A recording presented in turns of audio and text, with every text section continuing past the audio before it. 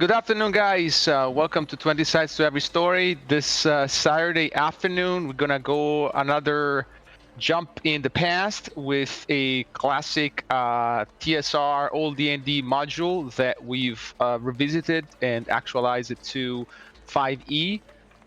This merry band of adventurers today are going to adventure into module Veiled Society, where they're traveling to the biggest city in the Grand Duchy of Karamikos, the city of Specularum, the city of mirrors, and they have various motives to be there. And I will not say too much. I'll let them chip in and tell you why they're here today. But first of all, thank you for staying with us. We're 20 sides to every story. We're a gaming community. We got a bunch of stuff going on. Stay tuned next month. About 30 days from now, we have a whole week of giving with games of all types, from D&D to tabletops to whatnot.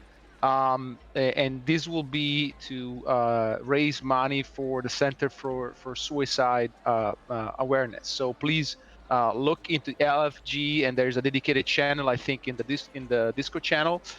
Check out there for the schedule and what we got planned for you to guys participate in. Tonight we have, beside this adventure, we got Storm King's Thunder with DM KZ. And I think next week we got some Eberron going, and Dragonlance, and Tragic Stories. So a bunch of stuff going on, and I believe Ike has still had a DCC game that needs to be scheduled, but look for that coming in the next couple of weeks, I believe. And so we're here, and hopefully you can join us on Discord. Alex also set up a Patreon page if you feel inclined to help us continue this. So, without further ado, we're going to delve into this module. I'm going to give a very quick intro, and then I'll give space to the players to introduce themselves and what they brought tonight for us to observe. So, we are playing the Mystara setting, which is basically the original setting for the old D&D from the mid-'80s. And the characters are in the Grand Duchy of Karamikos, which is a sort of like Eastern Europe meets Byzantine Empire type of borderland, where you have the Troladaran people who have been 30 years ago, so a generation ago, subjugated by the Theatian Empire. And there's some sort of like ethnic, cultural, religious strife simmering, whereas the bulk of the populace that are Troladarans are still resentful of being basically invaded and took over by the Theatians.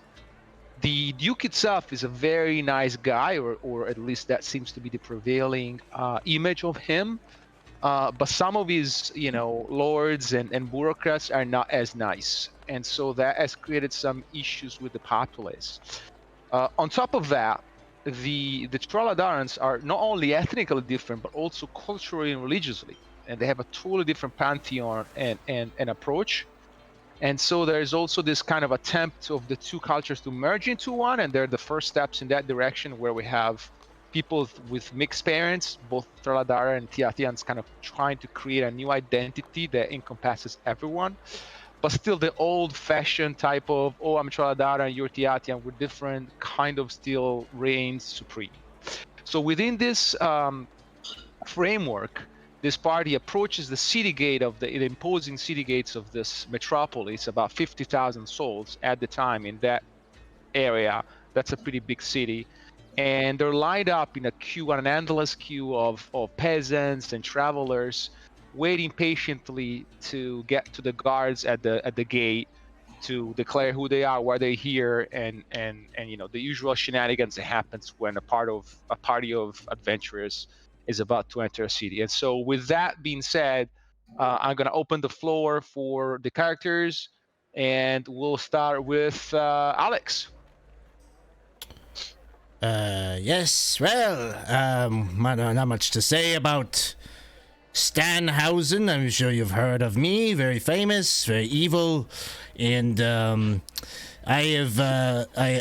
am substantially more wealthy today than I was a week ago. both in treasure and friends. Yes, I am traveling now with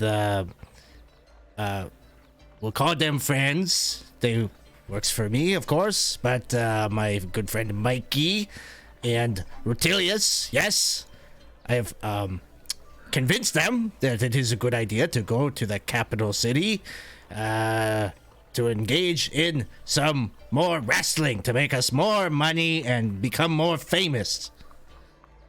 I'm sure one of them will be able to do this. Yes. Awesome. As far as what I look like, I wear the paints. The same paints that I wore when I was a mime on the city streets. It's just a good look. Good to stay... not reveal my face. I do some shady things. And so, I'm painted with the white and the black, and that is the classic Stanhausen look. Awesome. And accompanying Stanhausen, we've got Rutilius. Yes, I'm Rutilius. I'm fighter, second level gladiator. I was once held captive and trained to fight in front of many peoples, but I was set free by a benefactor, sent to a distant village where I travel to rock. I meet, this is where I meet Stanhouse and Mikey. I wake up on side of road. They wake me up, big bump on head. They wrestle. I say, I can do some wrestle. And so we make money, and now we travel. Stanhausen does the, managing. Mikey does the yelling. I does the fighting. And now we here in Specularum. Awesome. That's the perfect introduction to Mikey. Hey, how's everybody doing? I'm Mikey. Mikey, man, Randy Bobandy Savage. That's right. But it's okay. You could just call me Mikey for short. I'm here out here with my buddies. We're looking for someone in particular, someone in the shadows, someone we don't know, a mystery person that we're looking for.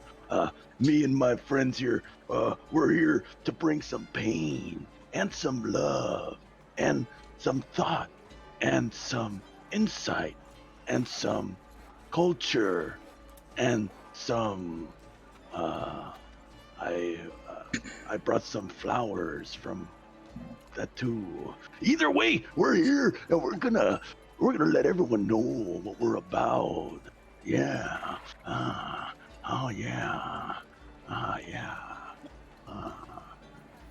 I'm gonna keep on going so you.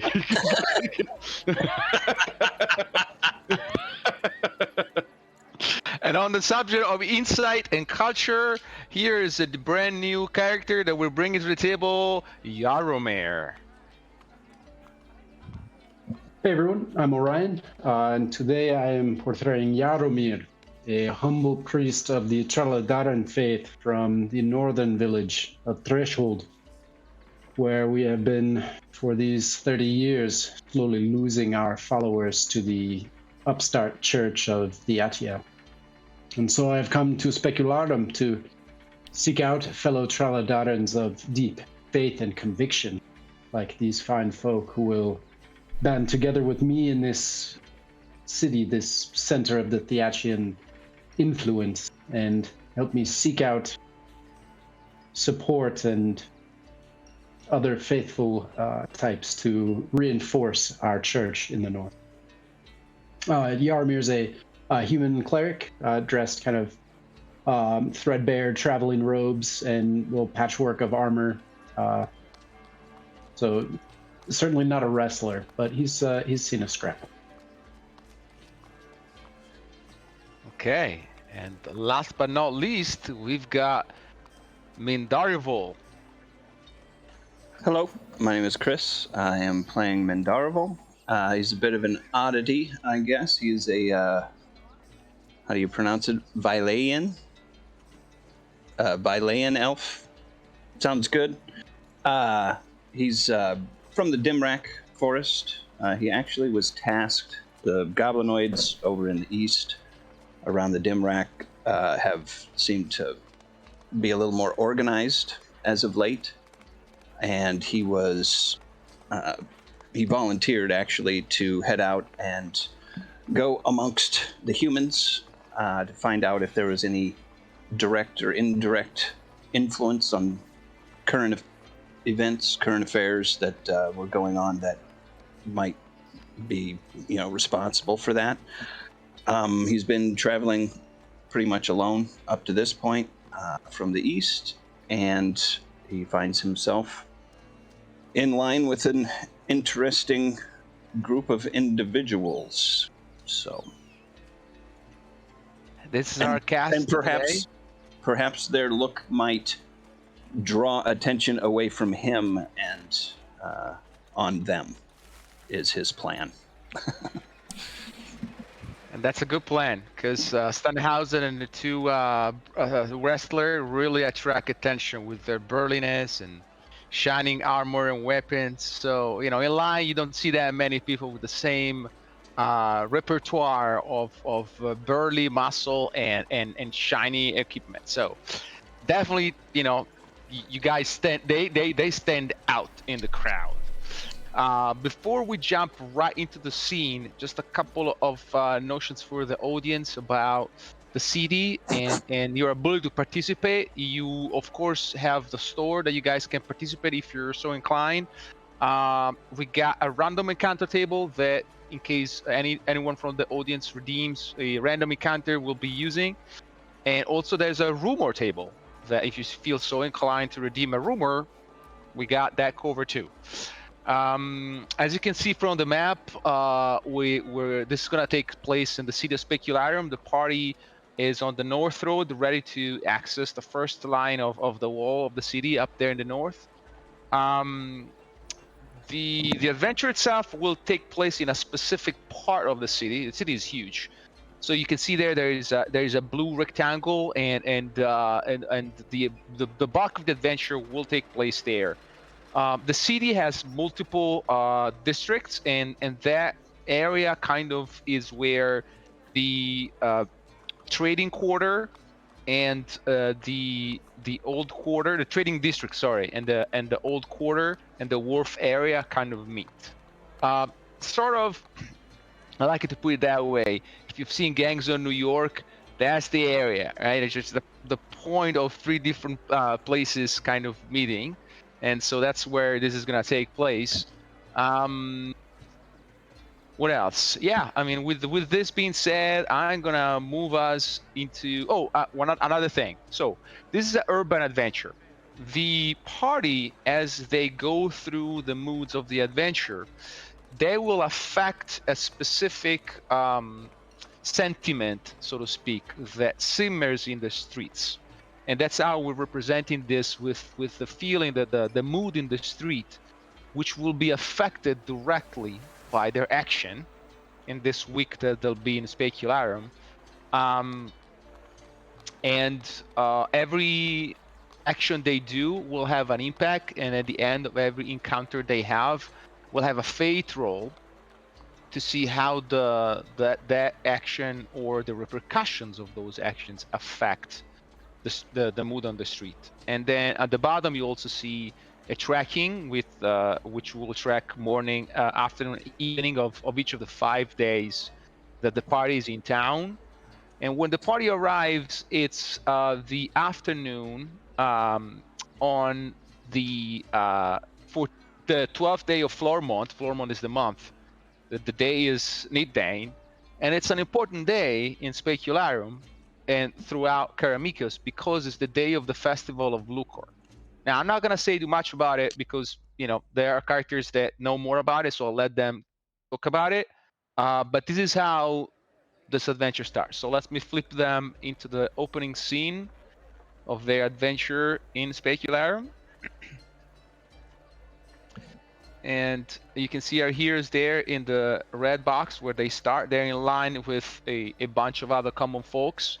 Up ahead to the southeast, they see the city gate and they see guards basically questioning and collecting taxes from the peasants and visitors that are about to enter the city. And with that, I'll just leave it up to the characters who are there in line, chatting among themselves, waiting for their turn to come up.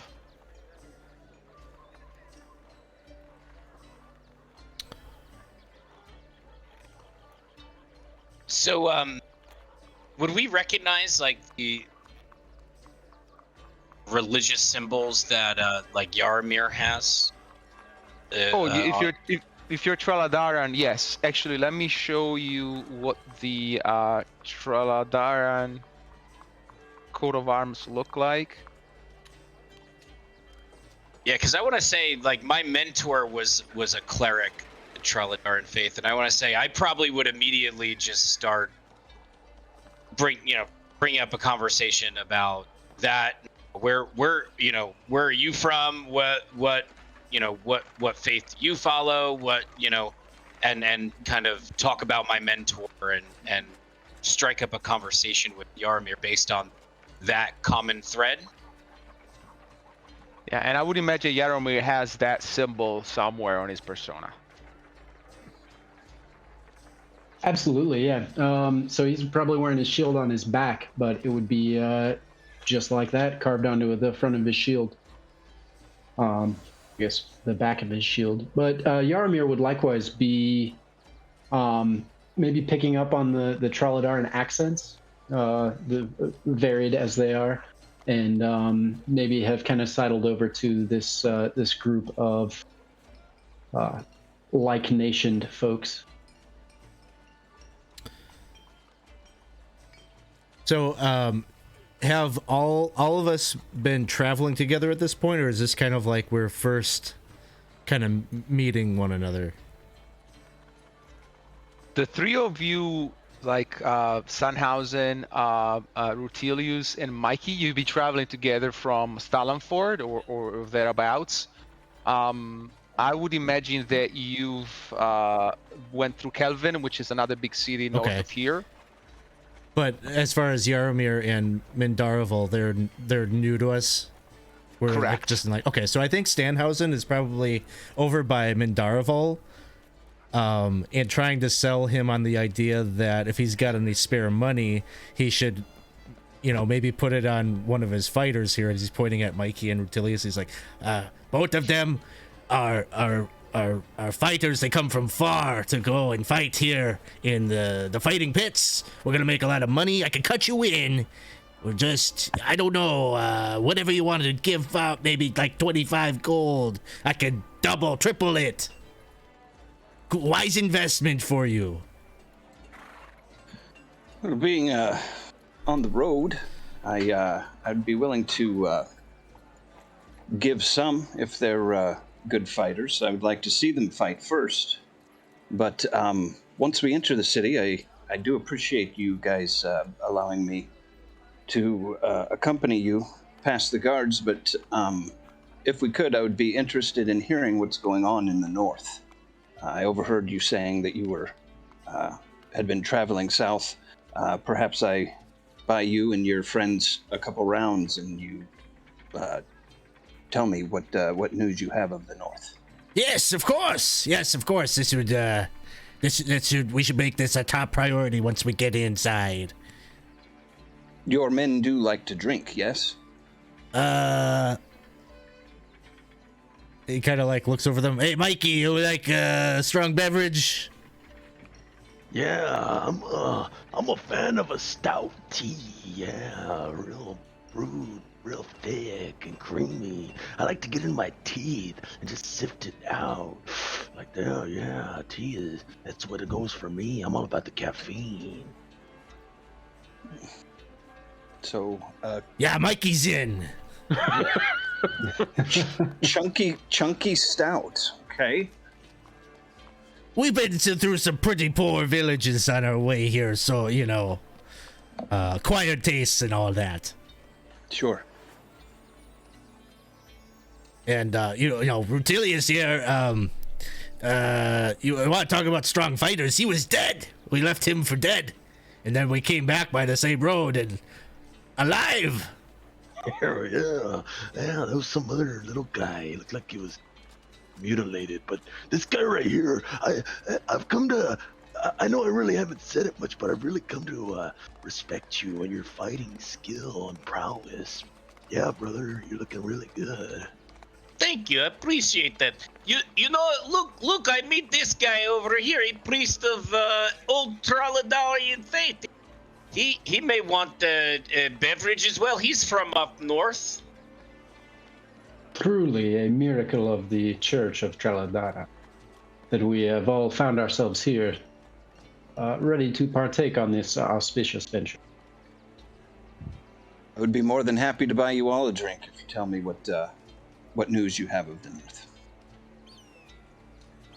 As you guys are in line, you notice there's a young man, you'd say in his 30s, is the closest to you over here.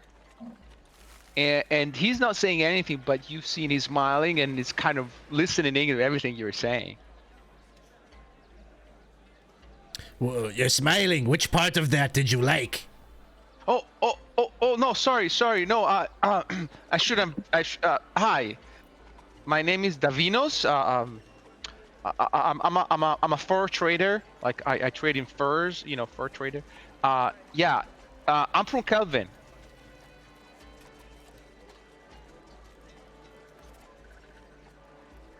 So you're coming here to do business?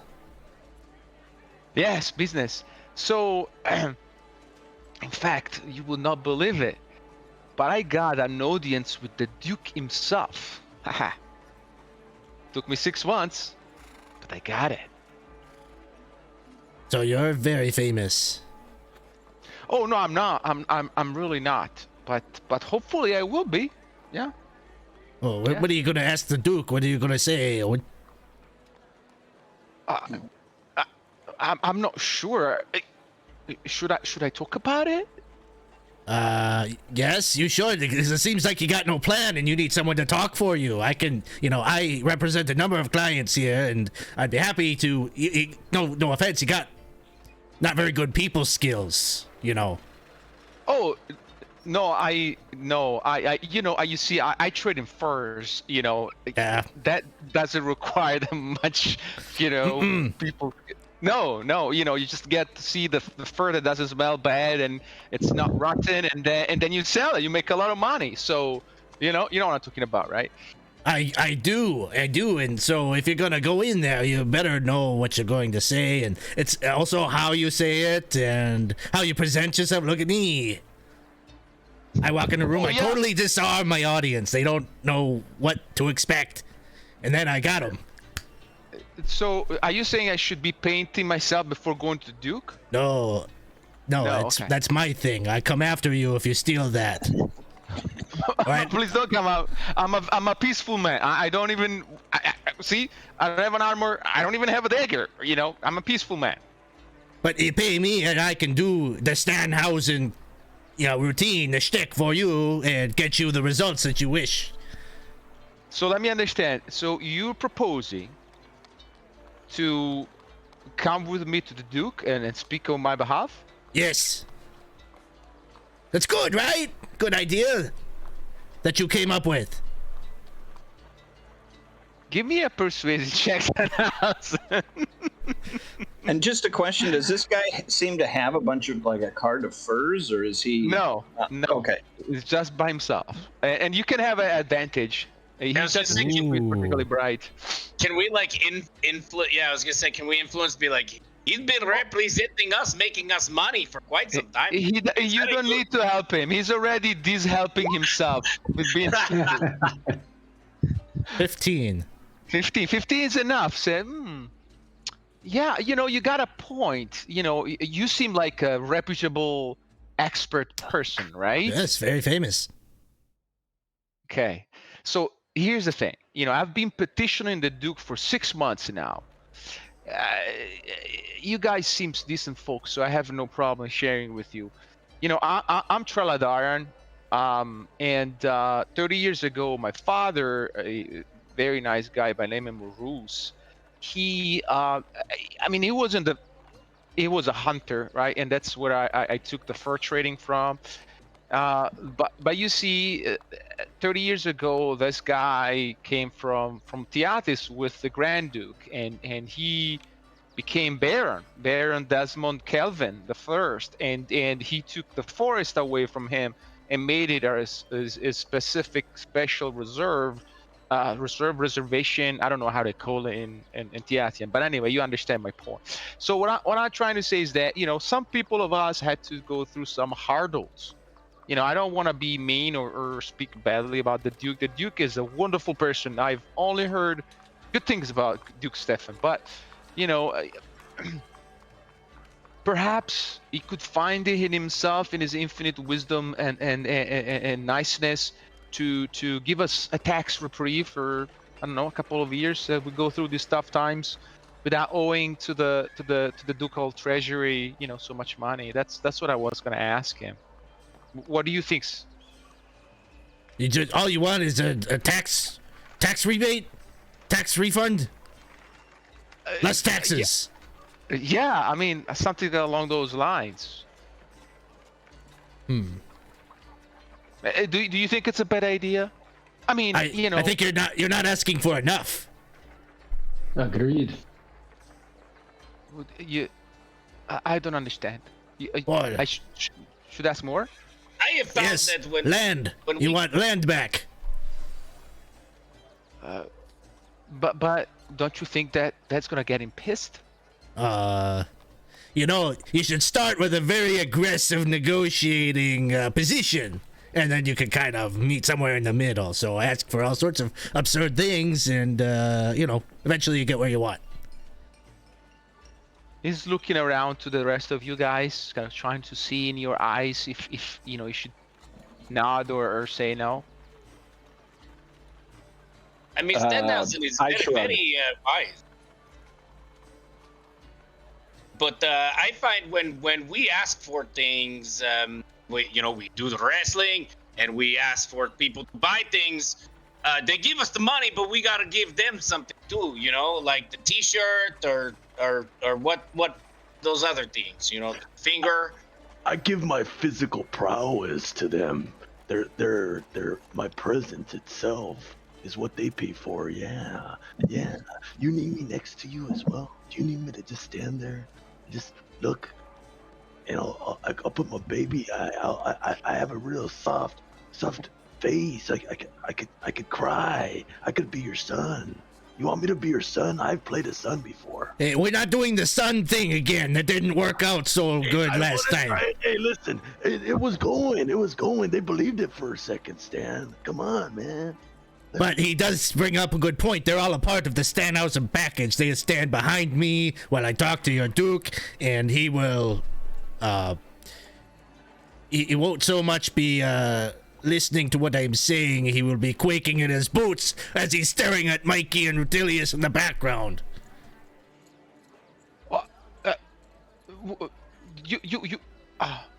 I'm not sure we should, kind of scare the Duke. He's such a nice guy. Well,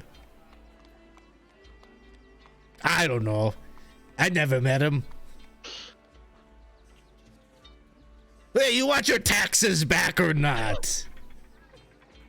I just a little reprieve for a couple of years. Yeah. I don't know. I don't know why you're so angry about it. I'm just, Oh, I'm not angry. See, I'm showing you like how it works. Oh. Like you get kind of scared and okay. right. So you think I should be like the same animus that you're showing? You gotta be firm. I mean, you can't go in there kind of pleading, hey, sorry, Duke. I'm sorry you took my land, and could you give me just a little bit of money for a couple of years? Come on, man, have some self-respect. Well, I mean, you can see he is impressed by your attitude, but you can clearly say he does not have it in himself to even remotely try to play that part. Well, that's why you would hire us. So, let's talk numbers. Let's talk turkey. How much money would you pay us to represent you in this audience with the Duke? Okay, as you guys are there discussing, you see the line as moved up. So Davino say, "Oh, okay, yeah, let's discuss. Let's go through the gates and how about I'm staying at the Golden Hand Inn. How about we meet there, and I pay you a round of beers and we discuss business." Do they Guys- got gritty stouts there that we can feed Mikey? It's tea. No, they have white hair, the famous white hair stout. So Yeah, he'll drink that. We'll meet you there. What is the name of this place? Golden Hand Inn. It's down by the trading quarter, the trading Oh. district. Just ask Oh. for it. The Golden Hand Inn. Okay, we will meet you there. Okay. Talk to you later. And he runs to the guard, and you see he talks with the guard. You know, a couple of minutes. Then you can see he takes out from his purse some coin and give it to the guard. And then you know, he very happily, you know, give you another, you know, wave of the hand as it goes through the gate. And with that being done, it seems that it's your guys' turn at the gate. Hello. Forward. Hey, welcome to Specularum. You guys traveling together? Yes. We are. Okay. So that would be 8 krona each. That's silver pieces in case you don't speak Tiatian. 8 silver pieces per cranium. I have a quick. Head. Did we get paid anything from that last adventure? Maybe not. What? By the Yeah, time you would have getting paid, right? By Erlich. The problem was the Erlich was not there to He wasn't welcome you there. back. Yeah. Okay. Well, how many silver did you say it was? 8 silver pieces each. Okay. Do they give change? I've got gold pieces. Okay, yeah, they give change. Okay. Actually, you know what? As you let me take a look. Yeah, passive perception 12. You notice that when Davinos, right, paid this guy, the guard, put part of the silver kronas in a big basket by the door, but part of it went into his belt pouch. Ah. I guess I expect that, huh? That's what I would do. It seems like the way of the big city. Yeah, Yarmir's a bit of a bumpkin. He's just ponying up his 8 silver or krona. Yeah. His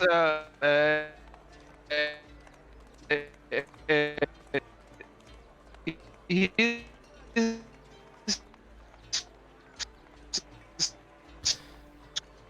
squaring you up.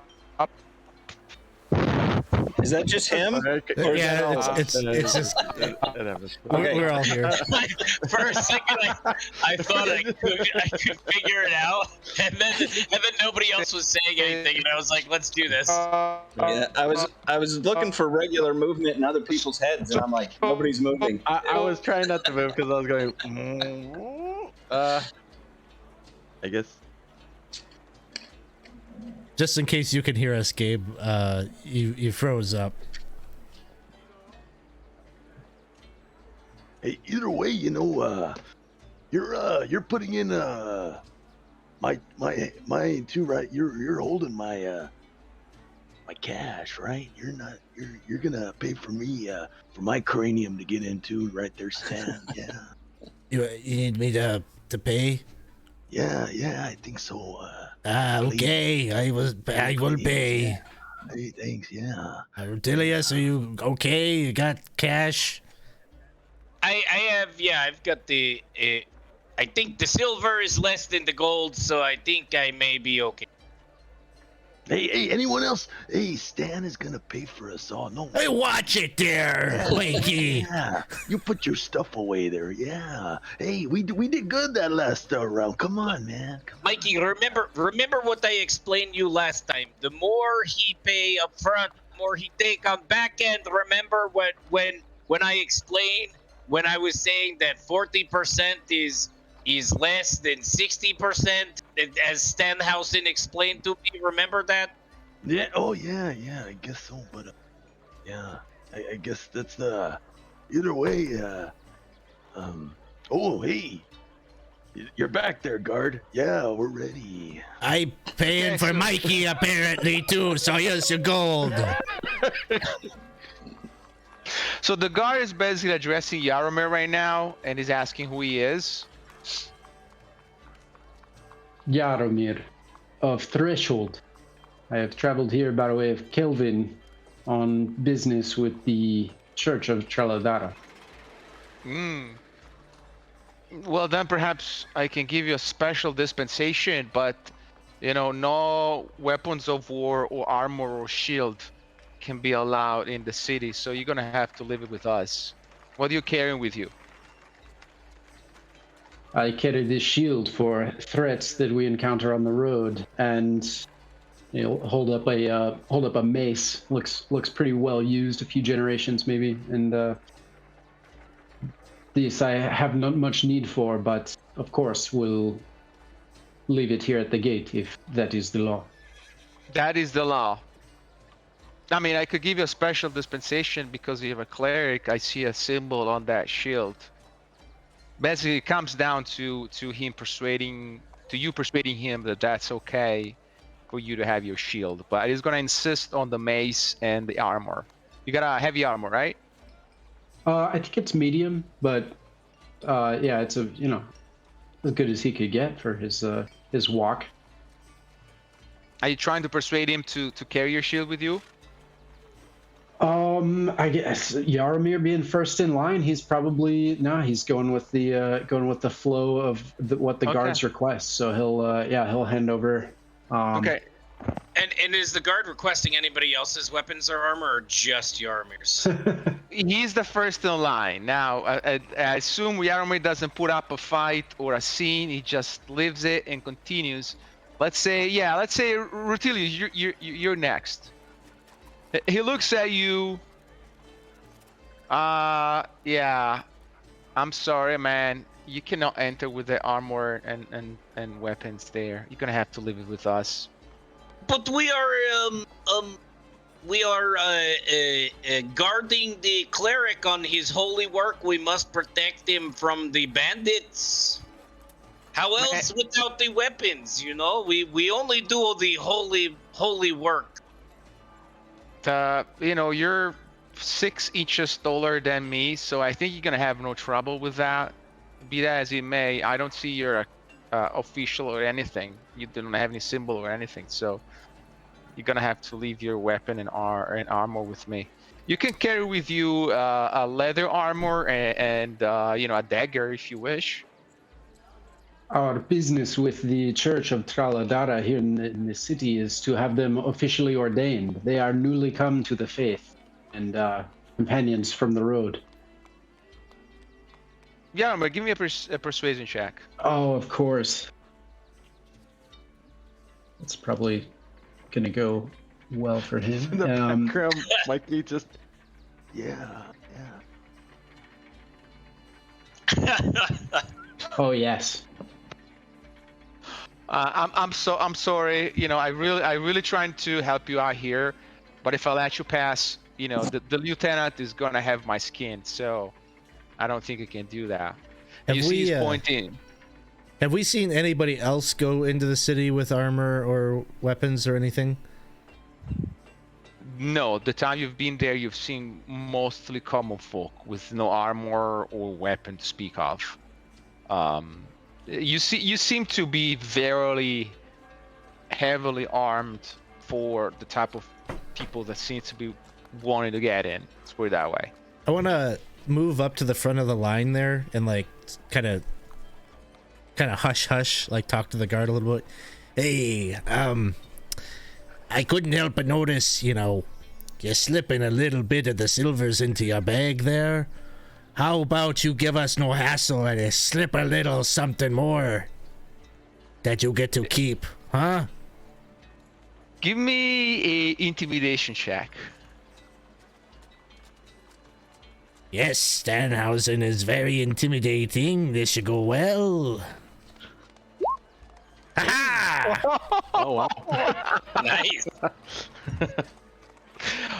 He is intimidated. He's like, no, I would never, I'm a guard. I'm all about the law, okay? Man, take it easy.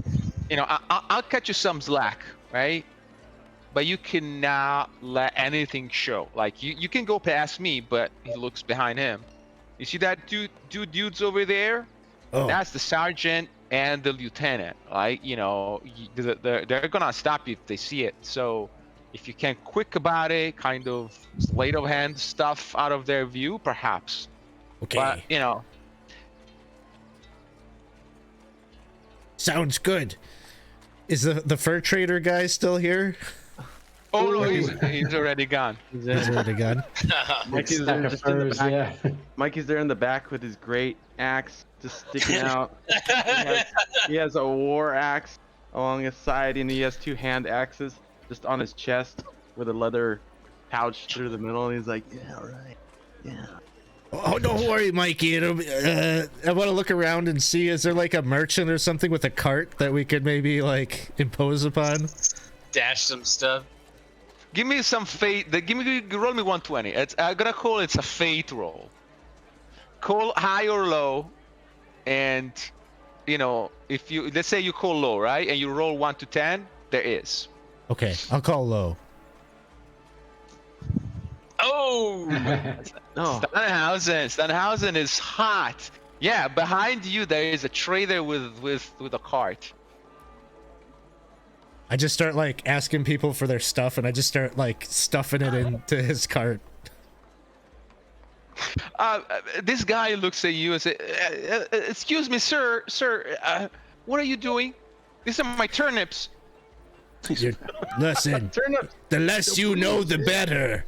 Hey, no, we gotta. They bruise. You don't want to bruise turnip. Okay, I'll be careful with the turnips. Like, I'll hold the turnips and you put the stuff in, and we put the turnips back on top. Right, yeah. I go and I'll kiss just his tell hand before I put it in." We'll pay your way through, Mr. Turnip Man. No problem. Yeah. We'll get you and your family into town. Stanhausen's got them all. Yeah. I'm flush with cash. I'll help you out. Okay, one thing I will say, you're holding up the line.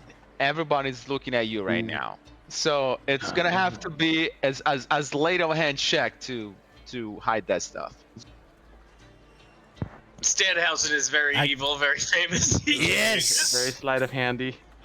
This is a lot of pressure. These are a lot of rolls for Stanhausen. Eventually, I'll fail. But not today. Not yet. My friend Okay. Sebastian, like his words stick with me. Okay, you incredibly managed to stick everything under a bunch of stinking turnips, like it's Sunday, and then go back and the corporal will say, okay guys, just pay me, eight silver krona each, and for me you're clear to do. All right. So how much do I have to pay for? Is it just 8 for the cart and his people? So let's say that you throw in 2 kronas for the merchant to stay silent. So let's Okay. 5 gold pieces total. 5 total. Okay, got it. Actually 4. I mean, I don't think the elf has anything, so I don't think he needs to spirit anything away, right? Weapons. What do you have? I have 2 short swords kind of on my back and a rapier on my side, but other than that, a cloak and dagger, traveling clothes. That's I would say that with that 23 sleight of hand, the Stanhausen can help you hide it on your stuff. The two short sword and a rapier are not that difficult to hide. Okay, so only 4 gold pieces, but then 8 kronas for you for the health to pass. So do all the math. As you guys pass on next to the sergeant and the lieutenant, they give you some like annoyed look, but they don't make a scene. There's a huge line waiting behind, so they just they move along. They just go on, come on in.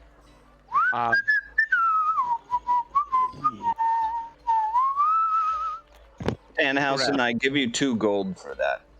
Oh, okay. Okay, as you pass the gate, the road, the streets. I'm moving back to the big road, to the big map. But you see that there is an incredible amount of people in the street. You just entered through the north gate over here, where the north gate comes down, and then you're moving through the foreign quarter. You can tell there is something going on. There's so many people running around.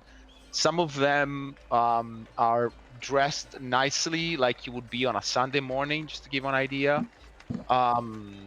And they're all trying to, go past the second circle of wall into the city proper. So you're basically back in a second line as you pass the first gate.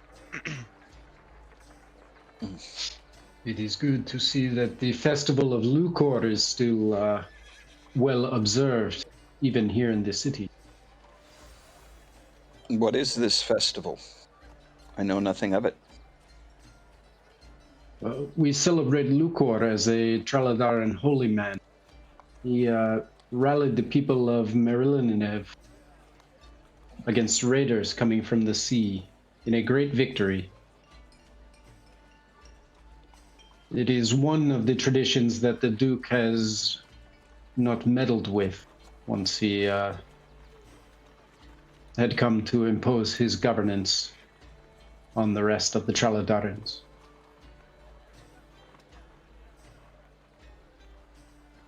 Does the festival last just one day, or? It varies from village to village where it is celebrated, but yes, I believe it is today only here. It is part of why I had hoped to reach the city on this day, that the blessings of Lukewarm would follow our endeavors here. As you discuss, the crowd is moving along a little bit. You can see in front of you about 600 paces. There is a second round of walls with more guards and more people in line. So you imagine you have to wait another 5-10 minutes to get there. Just an impression on the city. I just want to be very clear what you guys see. The city is crowded, very noisy, and not something you would define as a sanitary places. There's no sewage system. You see like dirt on the road and excrement, and there are animals running around like sheep, goats, chicken.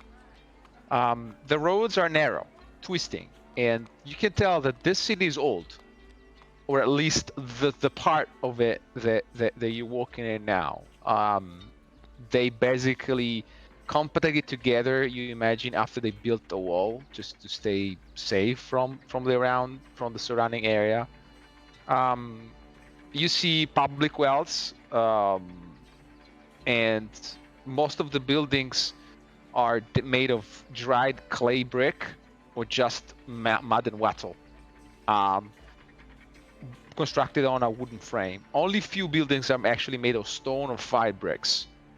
You can see that those buildings that host a commercial business, right, would have the commercial business on the ground floor and the family of the trader up upstairs. It's not by any means a wealthy city. There is a lot of trade, but the impression you get is not the best. Like, you've seen villages, like very kind of nice areas and everything taken good care of, no smells.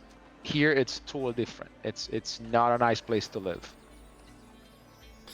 The And once golden. we've come in the. Go ahead. Oh, I was just gonna ask. The Golden Hand Inn, that would be on the inner city, right? You ask about it. Yeah. If I don't know. Yeah, you don't know, but you ask, and they point you in the trading merchant district. They say, hey, yeah, just pass the second walls and then follow the main road south. When you hit the bricktop area, just make a left and then ask for it. It's gonna be 5 minutes from the main road. And since we've come in the main or the first set of walls, have we seen very many guards, or was it just the guards that we saw? That's a good question. No, you haven't seen much guards around. You've seen it at the first gate. You see that in front ahead of you at the second gate, but no one is moving around. There's so much crowd. And you kind of suspect that that's some purpose.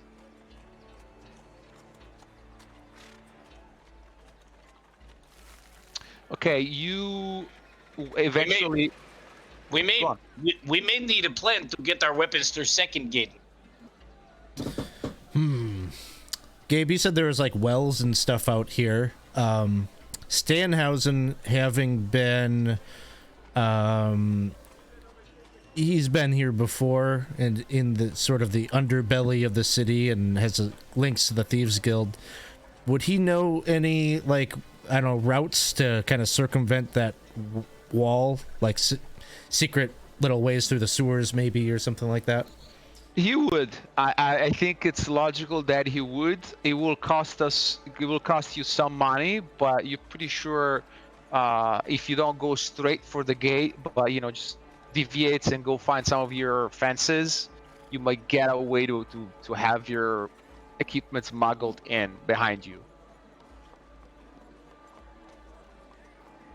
I think Stanhausen would propose that as a way further in. How much money will we be needing to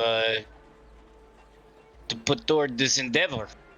Hey, remember, don't worry about it. Stanhausen's covering it. We're fine, yeah. Good. Remember, I told you the more he pay, it's like with the record deal we had back in the other town. The more they pay up the front, the more he take. You. That's for later, though. You don't get it right now. We're talking about now. Right now, the moment is now. You're standing right. See the place you're at? This is the place we're at this moment. This is called the present. You ever think about that? You think too much about the future? Yeah. Don't worry about that. We're not there yet. You good point. Making points.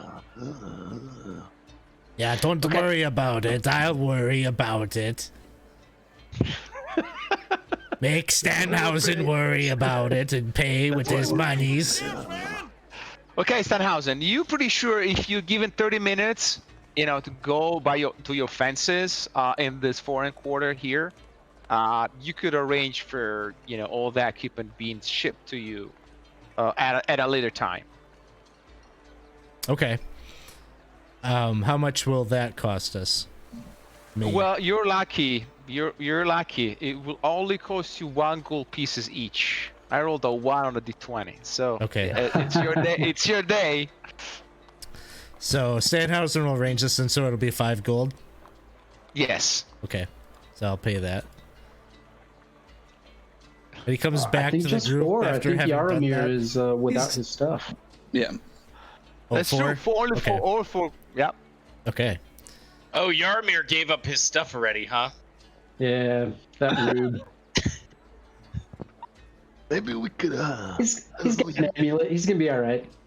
No, wait, hold on there. No, don't worry about it. Listen, we got Stanhausen here. Hey, you got a way maybe of getting some equipment for our friend here.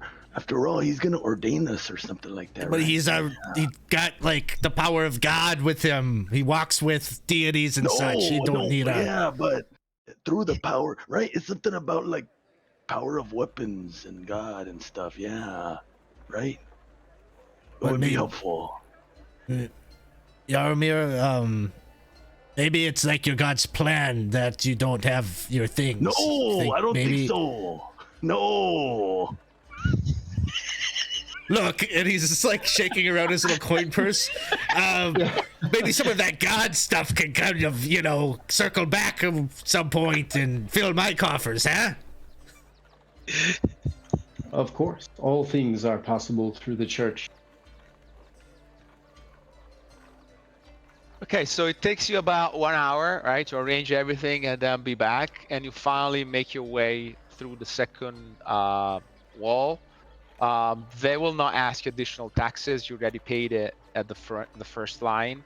So you get past, and as soon as you pass the second line, or you're in the main drag line. So basically, I'll move your token. The 20 sides token are about here, if you can see it. That I'll move you to a different map. Ooh. So let me describe you what happens, because it's gonna look hectic. Okay.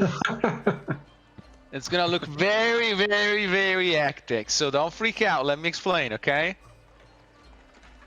Okay. So you are in a packed road. There's people screaming everywhere. You imagine that you stumbled upon some sort of a religious procession. You see, let me see where you guys are. You will start on the side road here. You can place your characters here. Actually, I will do that myself. Give me 1 second. Where are you guys? Oh, I have the wrong tab open. Here we go. Yaromir, Mindarivol, Rutilius.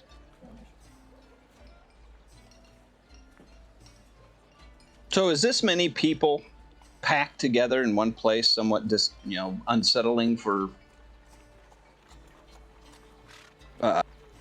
my elf who is used to open places and stuff? Yeah, I would say that this is like your character specifically, Chris. Given the crowd, the smells, the overall feeling of this place, I would say at the very least, he's got nausea right now.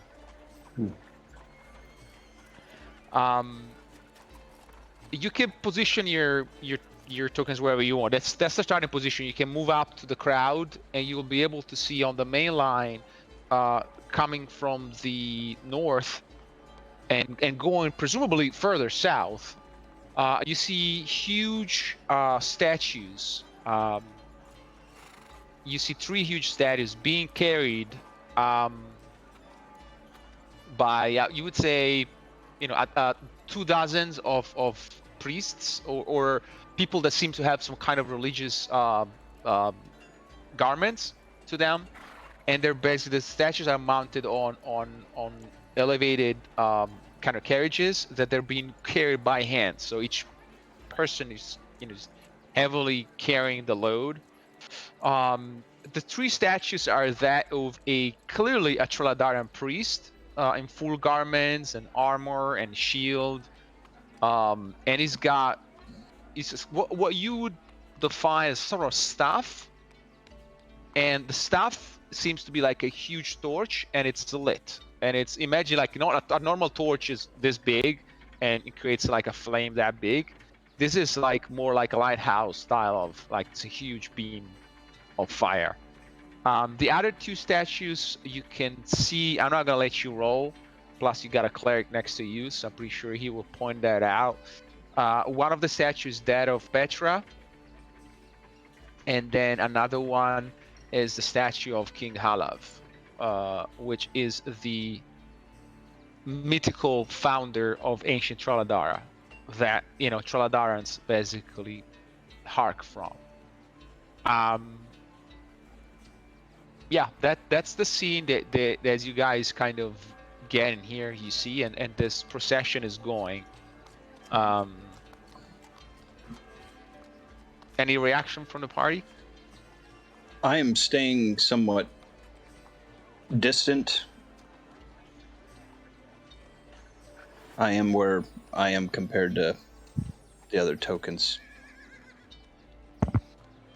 Go on. Yeah, Yaromir will shoulder right in, see the spectacle. This is quite a bit more elaborate than anything he's used to from his hometown or region. The mostly look like Treladarans in the crowd, or some mixed folk, or You would say the bulk is Streladaran folks. There might be some mixed bloods, but you know the overwhelming majority is Streladaran people here. and how they look in here, because they're looking a little downtrodden in the I guess between the two walls, the entryway. It seems like hard times for Troladarans here inside both walls. That as well, but you would say that you see most people put on an effort to be dressed up nicely, like some sort of like the sun. Yeah. But you could, there's no fooling you. You can tell this is a really poor people that tends to be out here. You, Yaromir, you see a guy standing. So there's 3 statues I described, right? Mhm. The front one is actually an elevated throne with a lady standing on it. Now because you know the ceremony, that's the queen of the day, right? That's an important figure that every year is chosen to represent the royalty, basically. I mean, the Trolladaran royalty, which, as you know, it doesn't exist anymore. To basically lead the procession and kind of give her blessing.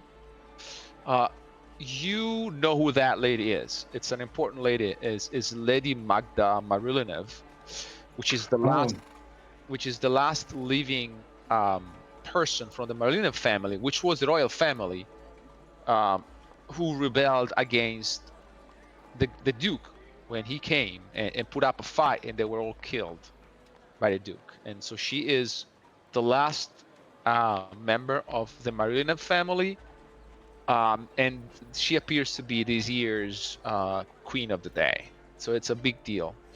In front of her, not carrying the throne, but sort of leading the procession, you would say, you can see that whoever that guy is, he is a very high prelate. He's got all the garments of the Church of Choladara. He must be someone really high up. It might even be the patriarch himself. You have never seen him in face to face, but it wouldn't surprise you if that were him. As you guys are there and all of this is occurring, which is a lot to digest, it's really occurring right at this moment that I'm describing it to you. There's no break to sink it in. You see that 2 people come out of the crowd and kind of stand in the middle of the way, like they're trying to stop the procession. I'll give you a couple of moments for the character to react if they so wish. Hey. Is that these people here? Correct. So, looks like there's a couple of troublemakers up there, no?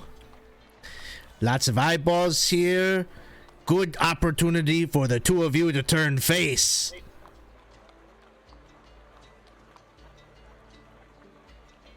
No! Come back! You've been healed for too long. You gotta commit to this plan.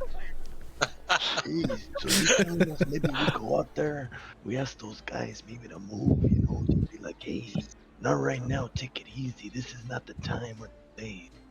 I think what Stenhausen say is we take off shirts and we tell them to move with shirts off.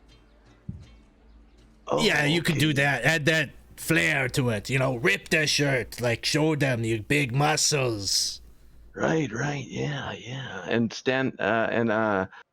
Mikey is wearing little bits of leather here and there, but they're all like dyed pink. So he's like, yeah, I guess I could, unstrap it a bit and we'll get in there.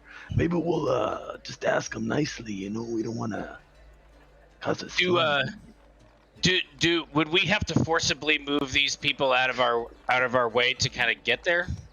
There's so many people pressed together that yes, you would have to forcibly remove people to get there. Let's put it that way. Yaromir, I think we need you on this too, because you got kind of, the church on your shoulders. Like you could give some legitimacy to these two. To what?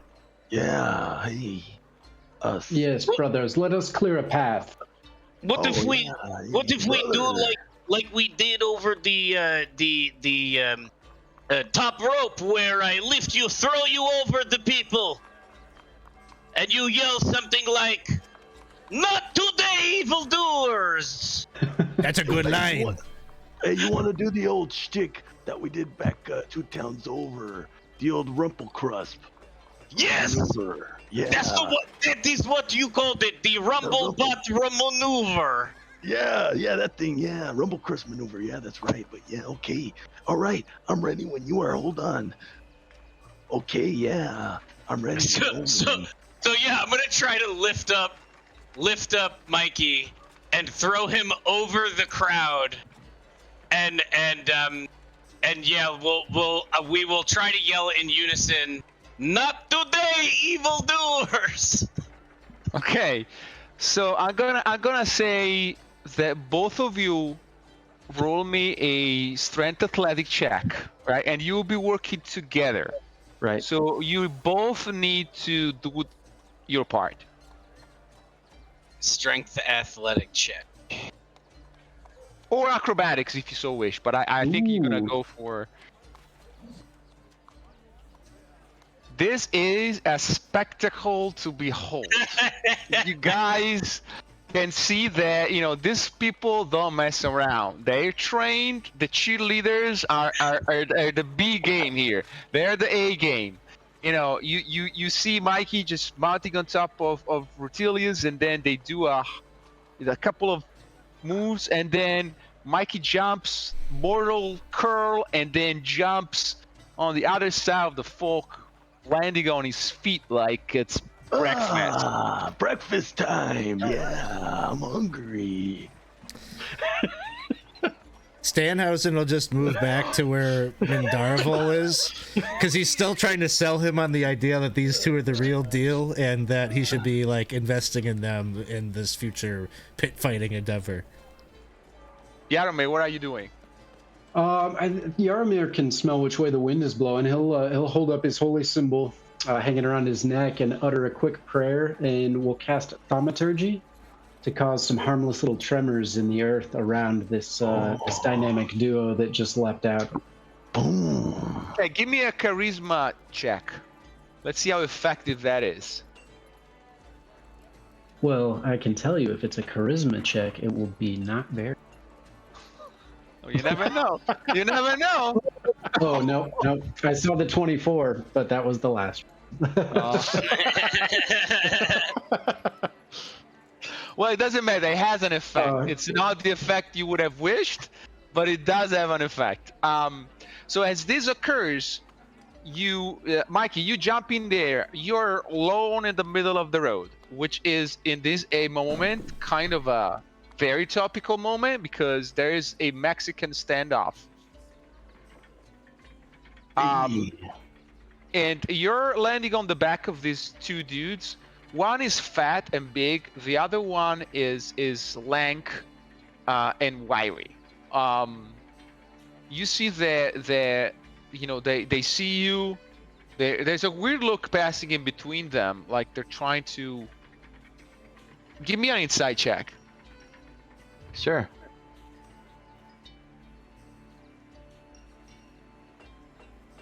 Nice. What did you drink today? My tea, my stout tea. You can tell that they're unsure whether this was part of something that they were supposed to have or not. But after looking at each other, they decide to go on with their act, and so they say that you see that the lanky person to the left spits on the ground and says, looking at the lady, "You can now pass through here. This land is everybody's. Bitch, get down from there." You see there's silence, like this city is noisy, busy. Uh-huh. You can hear the wind.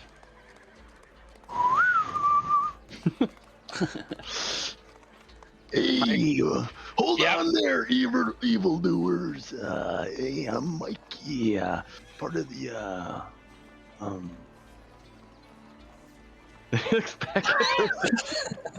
those guys. Anyway, we're here, and we're not gonna let you. This isn't the time or the place for you to stand up for your rights. It sounded better not coming out of my head than out of my mouth, but yeah, not right now. You just see, are you here to spread violence? I think you just better get out of the way. Yeah. You're speaking in a way that doesn't make me understand if you're threatening or persuading, so I'll leave that to you. I will leave that to you. Now. You. Okay. Okay. Got it now. Okay. Go Please for it. now. Alright, I'll do it for you. Can I join him up there? Is there or do we need to wait for me to move? Give me a strength athletic check to see if you can get there with less of a flare, because now you're working by yourself. But let's see. No, you're trying to go through, but the crowd is holding you back. Mikey, you guys achieve a feat to get there as as you did. So 19. Mikey, 19. Okay. The fat person just elbows the other one, points, and yeah, you can see that they're going for a run. Yeah, I mean, I'm all about rights and whatnot, individual rights. Yeah, that's a great thing to have. Yeah, but just not right now. No time or place. Yeah, no. Yeah. They're running for it. All right. Yeah. Oh, hey. I'm gonna go ahead Okay. and look at the procession and just Yeah. Hey. Yeah. Mikey, you can see some people are looking at you in a weird way. Specifically, you see this guy here looking at you, and you can definitely see this lady on top of the throne. She's got her eyes pinned on you. They should. Yeah. Why wouldn't they? Yeah. Have you seen my? Yeah. Oh. Yeah. All right. Yeah. Move right along. Move right along. Okay, so the ceremony continues. Right here, I want to take a break because this is the perfect moment to experiment our fate roll system. You guys have affected the mood on the street in a very profound way. So let's move over to the mood on the street. And this is where we do our first fate roll of the game. So let's go for it. You guys are on a DC 12. You guys have to decide who is gonna do the fate roll. I would say it has to be Mikey. Yeah, it's gotta be Mikey. It gotta be Mikey. Agree with that. okay. Here we go. Oh no!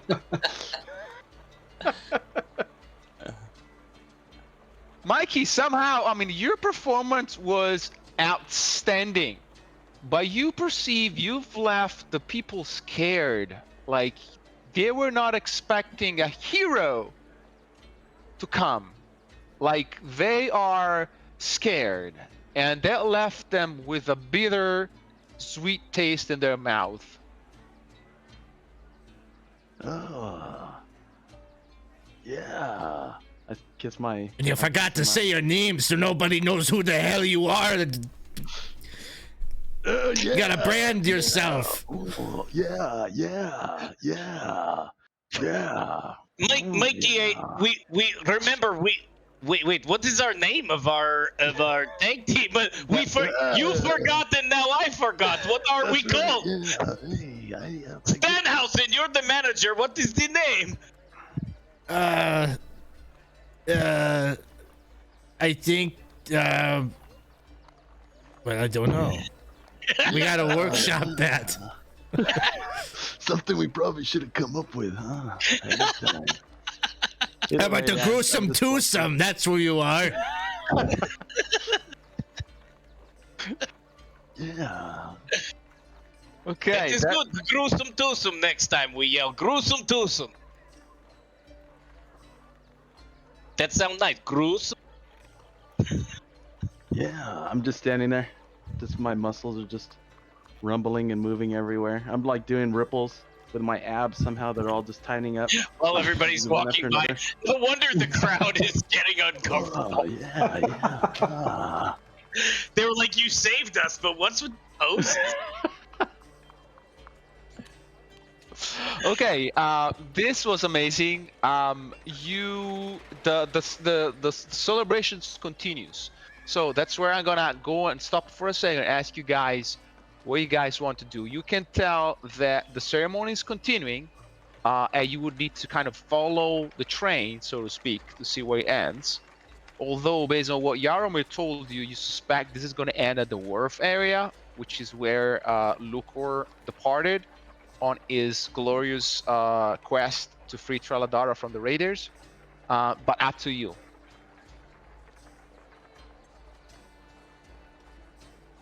It is providence that brings our path to this procession. I think we should follow it. Also, I need to know where the patriarch keeps his office. Yeah, I think that's a good idea. Plus, maybe we can have some like inroads with this royal family. Maybe I can make a deal with them. You know, if I'm gonna try to like have an audience with the Duke, I should like get a lot of interest groups kind of like all lined up so I can have one meeting and multiple paydays.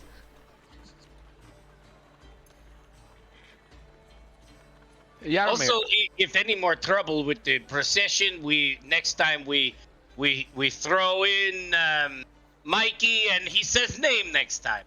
Yeah, I think maybe we take you in, Rutilius. I mean, Mikey, that's pretty good and all, but most of what you did up there, you're just gesticulating and kind of confusing everybody with the muscles and the yelling. Sorry. You gotta have a message. My Maybe. body is a dance. My body is its own message. Yeah. Sorry, guys. It's I got really excited that they left. yeah, it's a little open to interpretation what your body is trying to say, so maybe cool it. All right. Sorry. Oh. Yaromir, you as the procession passed and all the crowd is following and you guys are discussing, you clearly, through your passive perception, you notice a young lady with flowing curly black hair, clearly some sort of Troladaran beauty, but you're not sure. She appeared out of darkness and stared at you intently for like 5 seconds, and then she melted back into the crowd. You could, for about 5 seconds, notice that she was looking at you. I mean, not just you personally, but the group. Let's put it that way. Oh, okay. I thought this was a love at first sight situation, but no, she's scoping us out. Appears out of darkness like an alley or a door frame, or Yeah, something like that. Like you can see that, you can clearly say that there was some sneak at work here. Okay. What she was doing, okay. well, so Yaromir wouldn't react within those 5 seconds. He'd just kind of try to keep an eye on her, but maybe once she appears, stares rudely, and then disappears, would probably nudge Stanhausen on the shoulder and just mention that we may have already caught some attention in the town. I saw a Treladaran woman who showed more interest than the rest of these folks. Well, I saw that too, and I think that might be just the thing to soften Mikey's image with the crowd is, maybe he has charismatic love interest at his side when he goes to the fights, and then he kind of rallies the crowd that way. They invested in the couple angle. Not just a fight, Like but a- a love story. Love story, like it. yes. Yes, very nice. If only we could think of a name for the woman, like a Miss Elizabeth or something like this. Yeah. Uh-huh. Yeah.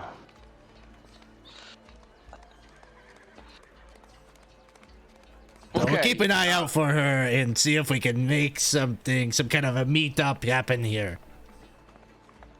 Okay, so next question for you guys is: you continue following the procession that clearly make a round and goes east, or you continue south towards the Golden Hand Inn? I think we're going to follow the procession until it's concluded. Okay. Until the party's over. That sounds like a great idea. So up we go. We end up in another very, very, very crowded area by the wharf. And when you get there, you see that, the crowd has congregated at the wharf area, and they have laid down the 3 statues. You can see that they've laid those down in specially made boats that have been stacked with firewood. And you can see that clearly the higher ups of the procession are gearing up for some sort of religious mumbo jumbo. As you get there, they're still in the preparation stage, but you can clearly see that something is going to happen. So I'll give you a couple of minutes to position you guys where you want to be to assist to this. But again, we're dealing with massively compressed crowds of people, okay? I think I'm missing someone. Who did I put? Stanhausen is hiding. Oh, of course. sorry, Alex. Jaromir, do you know something of this? Well, I assume they are to give them the funeral rites. The boats will be burned from afar. But is that, Gabe? Does that sound like the tradition we're looking for, or is this about to be a bunch of sacrilege? So, as far as you know, they would put them to the sea, right? And then, they will have archers with fire arrows ready to go, and have them burn into the sunset, basically. And after that, that the festival, usually where you're coming from, devolves into neighborly kind of feasts where the people congregate and they have games and free food, free drink. It's basically usually a night of revelry after this. After this ceremony, the Golden Hand Inn may be where we can continue the holy celebration.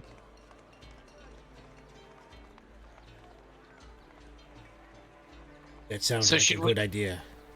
Should we keep our characters on the outside of this like group of people, assuming that it's like too dense to get through? You can try to get through. I'll give you the time to try to do that if you want. Yeah, I think maybe try to just in case something goes down to have a clear line. And I move over here to get a better view of what's going on this upraised portion, because I find all of this human activity fascinating.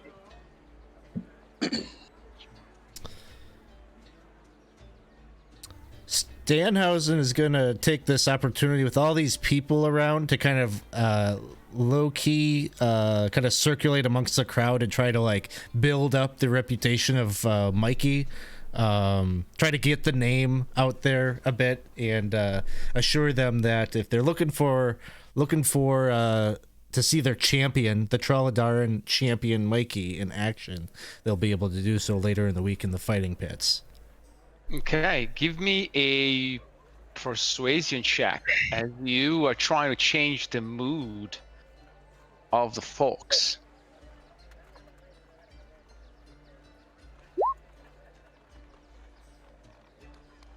Then, well, you kind of get the sense that you're doing some inroads, right? Not as much as you would have wanted, but at least you do not encounter a wall of hostility. So the way I'm going to put this is the effect is you're spreading the news, right? It doesn't seem to create a momentum, but it seems at least it's sinking, it's starting to sink into the people. You're kind of creating a sort of a rumor that might spread. Let's put it that way. I'll give you more time to move wherever you want. I see someone up here. That's me. Mindarivol, yeah. Are you guys trying to stick together, or each one is trying to stay in his own area? I was just moving up along here. That looks like that part is raised that I can look out over. It is. And It is raised. Yep. And just see what the heck is going on. Okay, and I see the rest of you except Tannhausen, who is moving around talking with people. The rest of you are kind of concentrated in this corner, right? And are you okay with staying there? Good. Yep. So what you notice is that, interrupting any moment, I'm gonna describe you events as they pan out, which will give you time to interact with them. Okay, so don't stop me. You notice that the 3 statues are ready to go. You can see a bunch of the faithful in the back being equipped with bows, arrows, and specific arrows that they can be set afire. There's some people standing with torches. But before that happens, you notice that the queen, so to speak, that Lady Magda, has been let down, and she's starting to basically kind of blast the statues. At which point you see again that guy that with a very outstanding religious symbols, right? Which he's over here. He's got this staff. This staff is like more than 5 feet long, with intricate symbols and silver filigrane. Yaromir, I'm not going to have you roll. That one is supposed to be a replica of the staff that Lucor himself was brandishing on that fateful day. Okay, but just a replica, right? Yes. No, I mean, having that staff would be the equivalent of having the Holy Grail, right? It would be like the be all and all. And it's lost. But, you know, for the sake of ceremony, the Patriarch of the Church Trolladaran has one. And as Lady Magda finishes blessing the statues, she comes next to the Patriarch, and the Patriarch brandishes with both hands the staff and hits it on the ground, and you see that a light emanates from the staff, and you see the light beams in the air about 90 feet, and then crosses down. It's clearly it's magic involved in this. Okay, it's not natural. And you see that the beam goes down and comes to shine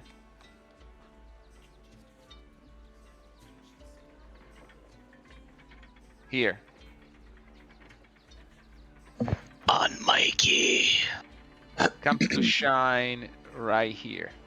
Ooh. At which point you see the eyes of everybody again going towards Mikey and Rutilius. So everybody's like mouth open and you know, kind of waiting for something to happen. And give you some seconds to make it sink in. If nothing happens, this guy starts to walk over. Mikey, what do you do?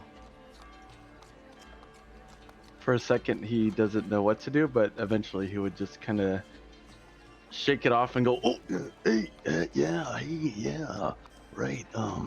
Hey, how you doing? Yeah, I'm Mikey. Yeah, part of the gruesome twosome. Yeah, what's going on? What's with this hair stick? What's going on there? Yeah. It's got the stick, and it looks like it's about to bash you in the head, but slows down and touches your forehead with it. And then, and Rutilius, it comes next to you, does the same kind of ceremonial kind of mumbo jumbo, and then touches your forehead. Hey. And then it's looking at both of you like expectantly. Look, you Give me perception checks, or Okay. Yaromir if you want. Perception? perception? Yeah, Alright. or actually, let's go with geez. insight. Let's go with insight. Insight, sorry. Go Insight is inside. much better. Yeah, I like that because of that too, really. Well, Okay, good. I'm happy you got it. Okay, Yaromir, you kind of no, we don't want. Anyway, Rutilius, you think he's asking you to go down on your knees? Okay. Yeah. and- Just with his eyes, like. Yeah. So I'll grab Mikey too by the shoulder and like push him Hey. down with me. Oh, You know what I mean? I know exactly that move means go down when he taps you certainly on the shoulder like that and these nails. I'm like, oh yeah, all right, yeah, do that. Yeah. It looked like he was gonna- you saw it. It looked like he was gonna hit me, right? Yeah. Okay. Yeah. We're good. It's part of the thing. Okay. Okay, you guys go on your knees, and he says a few words that basically Bennett blesses you with the light of Lucor, so that you can bring about lasting peace in the lands of Traladara. He says something along those lines. It's a ritual formula, right? It might not mean anything to you, but it seems to have some kind of power. After which, he's looking at you and nods, and then turns and slowly starts to get back towards the statues. So yeah, when he does that, I'm gonna grab Mikey's hand and stand up and like lift our hands up and be like, yeah! Peace. Yeah. Okay, Peace. Yeah. okay. Peace. Performance checks by both of you at advantage. All right, performance at advantage. Oop, well, again. Oh, jeez. Okay, it's pretty good. It's pretty good. You guys put up together a fairly convincing act, which results in some cheers. Not as much as you would have wanted, but there is some cheers for sure. Oh, my back muscles are just rippling while everyone behind me trying to get rid of you because he's been standing in their way. I'm not gonna realize that didn't work last time, and I'm gonna try to like join him.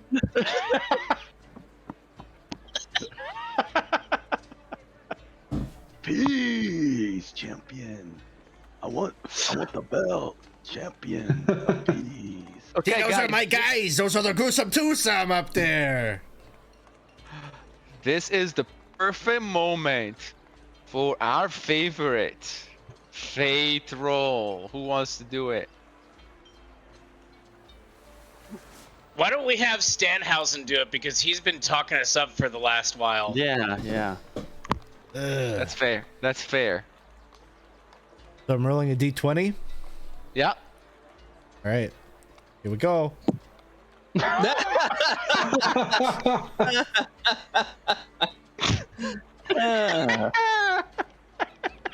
He's just like talking about them. But he's talking to them, like the people that can't even see like what's going on.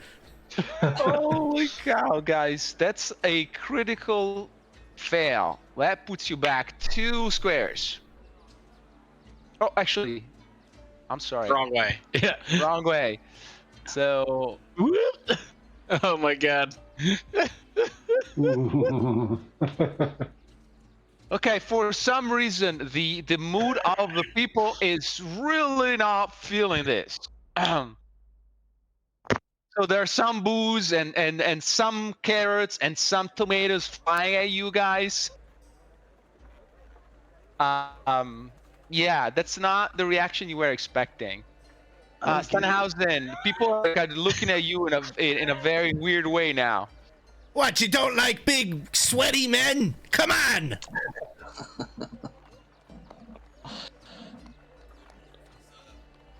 I don't understand.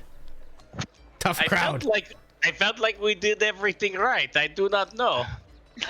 You guys did amazing. Yeah, hey, maybe this is, you gotta be open to it, you know? Thank you for the food, the half-eaten carrot, appreciate it, yeah. Your champion appreciates you all, yeah. I think Mikey is right. Maybe this just different sort of town. We have to temper our expectations. Mm-hmm. Quite a bit of sewage around, you see? The fact that they're throwing food is a good thing.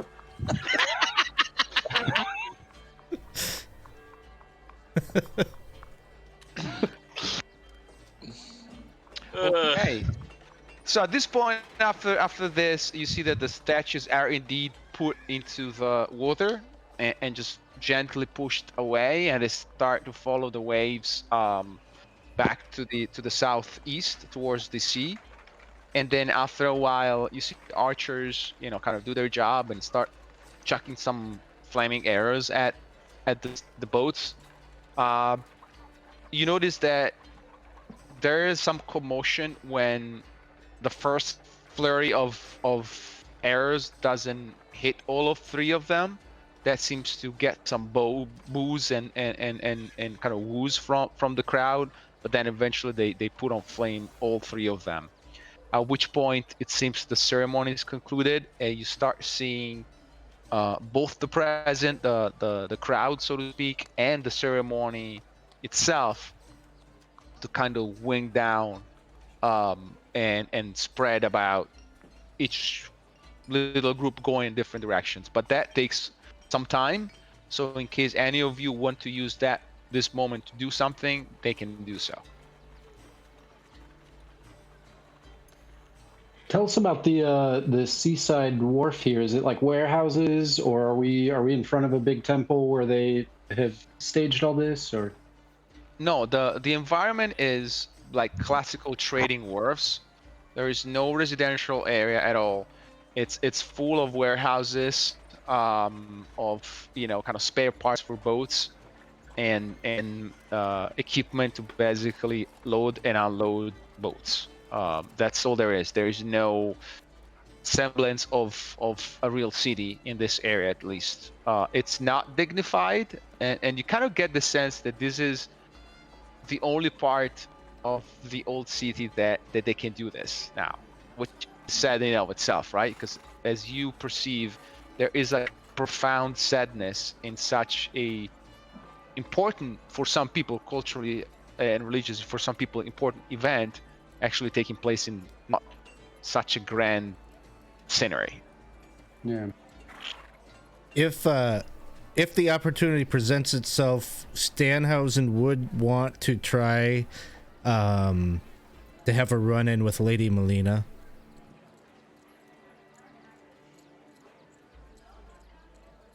Who's Lady Melina?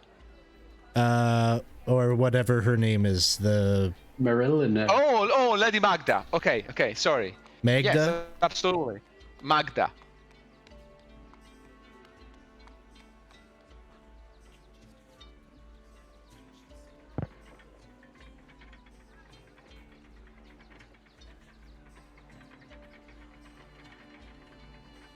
Sorry, typo on my part. Magda, okay. Mad Type. Yes, you can definitely try to get near her. You see there is a bunch of people that seem to be bodyguards by the way they try to look around threateningly.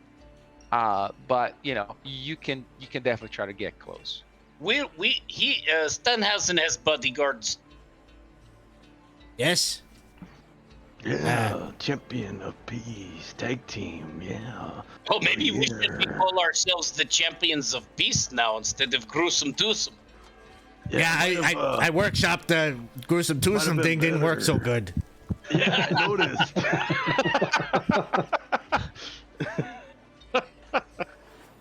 Now we know.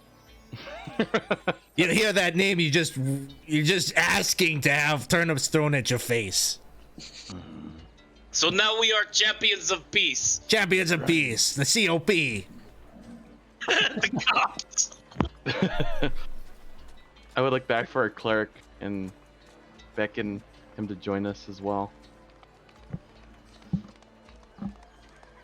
Yeah, Okay. Yarmir is joining in. Okay. And Chris, is your character remaining where he is? Yes, actually. Okay, so you're staying where you are, but you can hear this. Yeah, because you're an elf, so you're probably privy to everything going on. Right, yes. So you guys approach Lady Magda. I'll move you closer, if you don't mind, to signify that. And she looks at you, and she sees that, she has a half smile, even though her eyes are solemn. But part of her mouth is definitely shaped in a kind of a faint smile. And yeah, and she's like expectingly, she's not addressing you, but looking at you. Yes, hello. Stanhausen here,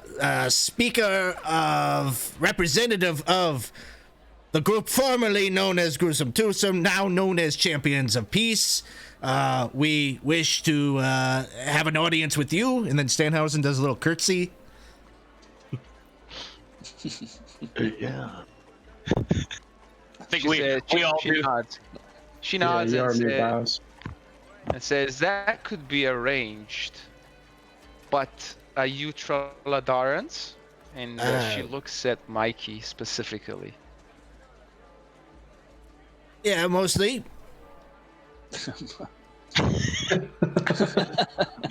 Mikey, you're half, aren't you? Aren't you mixed? Yeah, it's front part. Yeah, front part is it's fine.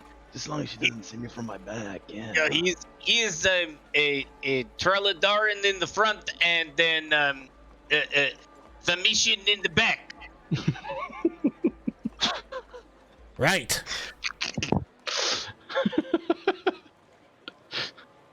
It seems. She says, it seems that Lucor favored you this year. You know what that makes you? Champion. Sorry. You, your lady. Are you speaking to me? May I speak back to you? Yeah. You may. Thank you, my lady. Yeah. Yeah, I'm inevitably in a position I probably don't know the answer to. I don't know. Well, what does that make me? Yeah. Makes him a top guy. That's true. And what happened to the top guy? Lived happily ever after. Yeah. She chuckles, says, it seems you're new here, are you? Yeah. How could you tell? Well, let's put it this way. You have a big target on your back. The authorities will be looking at you very closely. Every year there's a bunch of fools that believe they are, Halav reincarnated and try to, do something stupid, she says with like a smiling face. Then they find out that they're thrown to rot in the ducal jails. So which one are you? I don't know. Your lady, can I speak again? Fine. Yeah, it's okay. Yeah. Well, please go on. I'm very interested. I mean, we only saved your procession, and then the light favored us. So I guess we're okay. In my book, yeah, we're looking to be the champs, my lady. And we could be your champs too, because Stanhausen here has arranged to have a meeting with the Duke, and I'm open to listening to what kind of favors you wish to ask of him. You pay me some monies, and I relay the message. Okay, I'll stop you here 1 second. The scene is exactly as portrayed, meaning you're doing this in front of about 2,000 people. Like the crowd is moving away, but the procession is right there, just to be clear, okay? And when Okay. she's talking loudly as well, like she's making this part of the act itself, okay? I just want to make pass this clearly to you. Okay. I will write this sentiment down on a paper and be like, here you go, something to read for later. Think about it. You pass her a piece of paper? Yeah.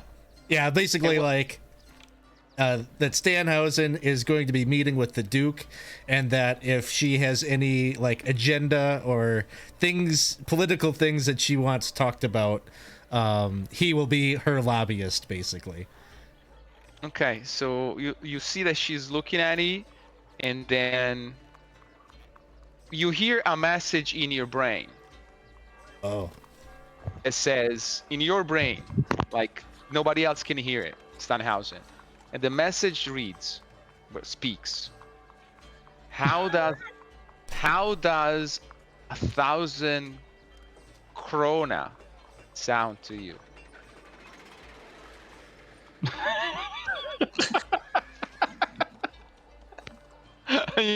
You'll see Stanhausen doing.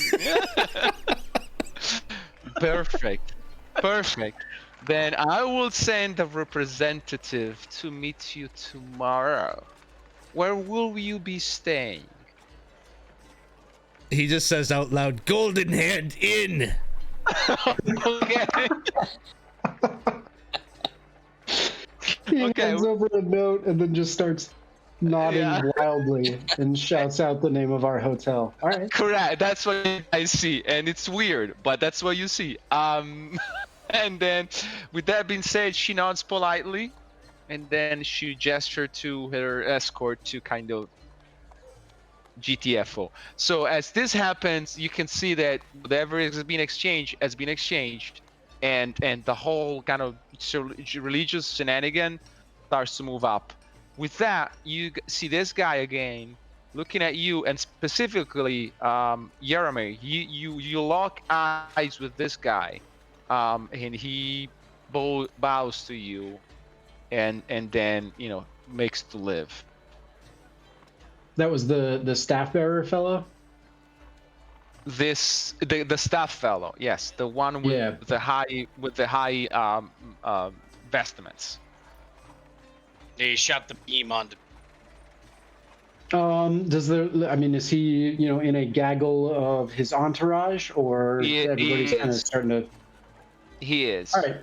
You can get a sense that this is not the right moment, but you also get the sense that you've got his specific attention. Okay. Okay. That's a win then. We got here on the day of the festival, got to partake, and I'll make note of which direction they head off, because I don't know where the temple district is, but I figure we can ask around for that. Yes. Yaromir will return the bow deeply if he thinks he knows who this guy is. Yes. You get at this point, you're pretty certain that you're in the presence of the Patriarch Alexiev. It could be none other than him at this point, given the solemnity of the circumstances and the vestments he's wearing. It must be him, even though you've never seen him in his face before. That's what you're getting. Okay, I'm moving you back into the Specularium map, and at this point, like the set part has expired. It's really up to you guys. You are right about here, and if you want to go to the Golden Hand Inn, you get the sense it's right in this area, not far from where you are, moving back a little bit far towards the city, where the market district meets the old quarter. Stanhausen, when you've been in town, mostly you've been in the nest down here.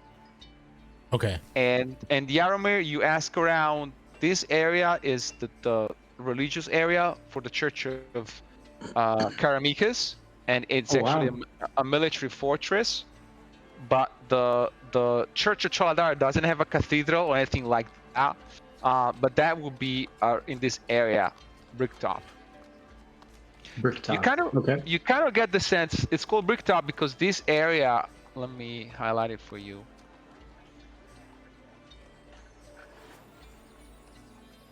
This area is actually a hill, and the ducal palace stands on top of this craggy hill, and you get the sense that the Church of Chaladara is like guarded, like almost sounds like the guards from the castle of the Duke have a bow shot to it. Let's put it that way. To put it mildly.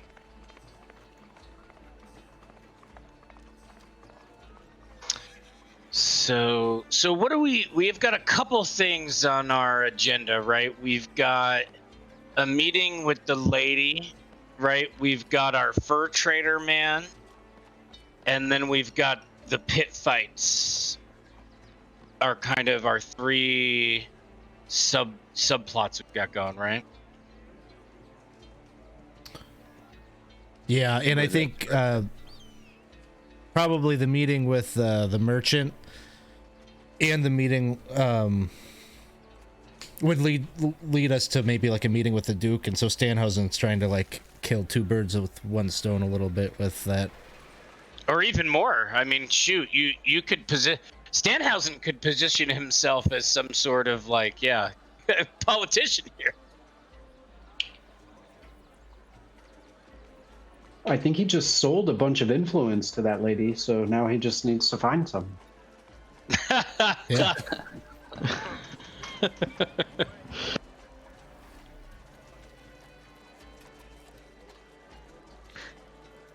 There's got to be other people that want something from Duke as well. We could manipulate. Either way, I think it might be time that we maybe make our way to that inn. What do you think? Yeah, get a bit parched. Having all these turnips and carrots, need something to wash them down. What time of day is it? It's overcast, but not cold. Yeah, well, what time? I mean, like afternoon. Oh late yeah, morning?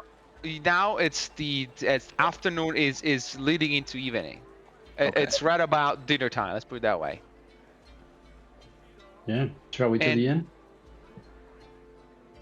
I think that sounds good. We need to make accommodations anyway, and Yeah, maybe ask about keep our ear to the ground, maybe find out where these fights are happening too. Yeah.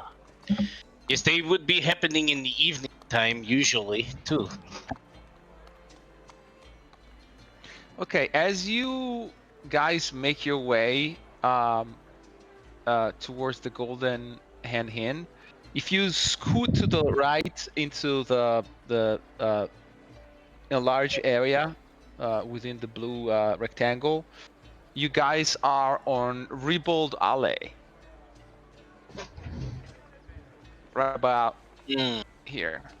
Oh, sorry, wrong pointer. Right about here. To the far east of Ribold Alley. Yeah. And you ask directions, and you point toward the Golden Hand Inn, which is over here. It's already on your map. So you know exactly where to start going.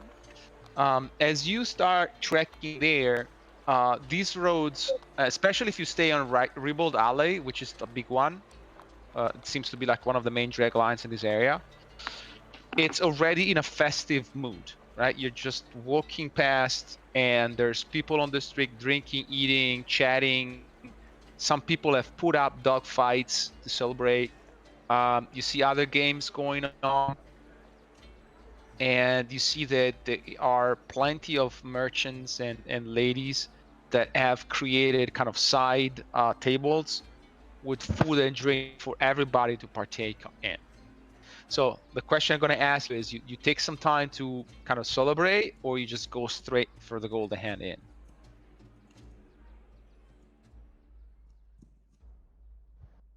I mean,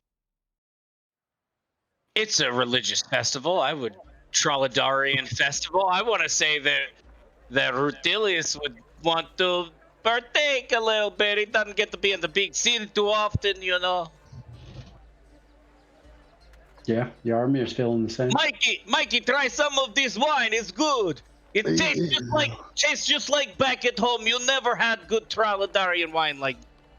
I'm not much of a drinker. I think it's yucky. Yeah, stick to tea. Nasty, stout tea, bitter. Yeah, that's me. Then But try don't this get worse turkey out leg. there. Turkey leg. Yeah, I like that too. Yeah, I'm good with that. Yeah. If there's any wine as we walk by, I'll grab a glass or whatever. Yeah, there is wine as well. There's everything conceivable. And you see that whatever this is, they put up a big effort. Again, by all means, this part of town doesn't seem to be particularly affluent. But whatever they put up, well, they want this day to have a meaning. And so, it seems like everybody chipped in to provide food, drink, or entertainment, or whatever. And there is a little bit of everything in the street. I put you up here, but feel free to move wherever you guys want. That's the starting. This is a portion of Ribbled Alley, and there are crowds everywhere. These carts are what they are. They're carts that someone has moved in with food and drinks. Further down the line, you can see that is other food stalls. Down at some point, you see like a Troladara fortune teller. Further down, there is a dog pit at the far south of the alley, where people are wagering as dogs fight. And then in the center, there is a traditional Troladaran sport, which is the pulley, which is two teams pulling at the same nautical rope to see who moves the other team past the white line. So there's a bunch of stuff going on. You guys can hang out, drink, eat, partake in any sports or activity you guys want, or you can just go, straight up. But definitely you have many opportunities for social interaction. Danhausen, you want us to? Why not you talk up the group while we win the Tug-of-War Battle? Absolutely. How many people does it take to do the tug of war? Just the two of you? Is that maybe I should angle it like the two of you against four of some other jabronis. I like that would be impressive. Jabronis. Yeah, how does that sport there work? Usually it's teams of fours. But if you really want to impress people, yeah, it would be 2 against 4s. It would be something pretty remarkable. And then we can do some wagering too, right? Oh yeah, I'm sure you could. What do you think, Mikey? I kind of like that idea. I look around and I see the people of the streets. These are our people. They need something to believe in. They could believe in us. Yeah, champions of peace. These are the people that we could get on our side. Yeah, I look and I point over there in that direction at the rope, and I say, hey, rope, yeah. Hey, yeah, that's my rope and your rope. And we're going to take that rope and we're going to, pull it. Yeah, that means yes. No. Yeah, Yaromir comes up and claps Mikey on the shoulder and mutters a quick prayer to Petra, and will cast guidance as they're heading over there. As you do that good. shoulder tap, he immediately goes to the floor on the knee. He goes, oh, sorry, I thought. That's a bit of a reaction. Sorry. Yeah, so I think like maybe like as we're walking over, I'm gonna like play my Zulkun and try to like get everybody's attention and be like, everybody look here. We're about to do something amazing. Okay, give me another performance check with advantage. You guys have done this so effectively today to the wager's an advantage at this point. You're starting to make yourself a staple activity of the day. They love to come out and throw rotten fruit at us. Yeah, they love that. Jeez. Oh. You're attracting the attention. It's not what I wanted, but you continue to do that. We're like mediocre at everything we do. It's like really, we do really amazing things, but in a really plain way, I guess. I would say in a sketchy way. Plain would be okay. You managed to do it in a sketchy way.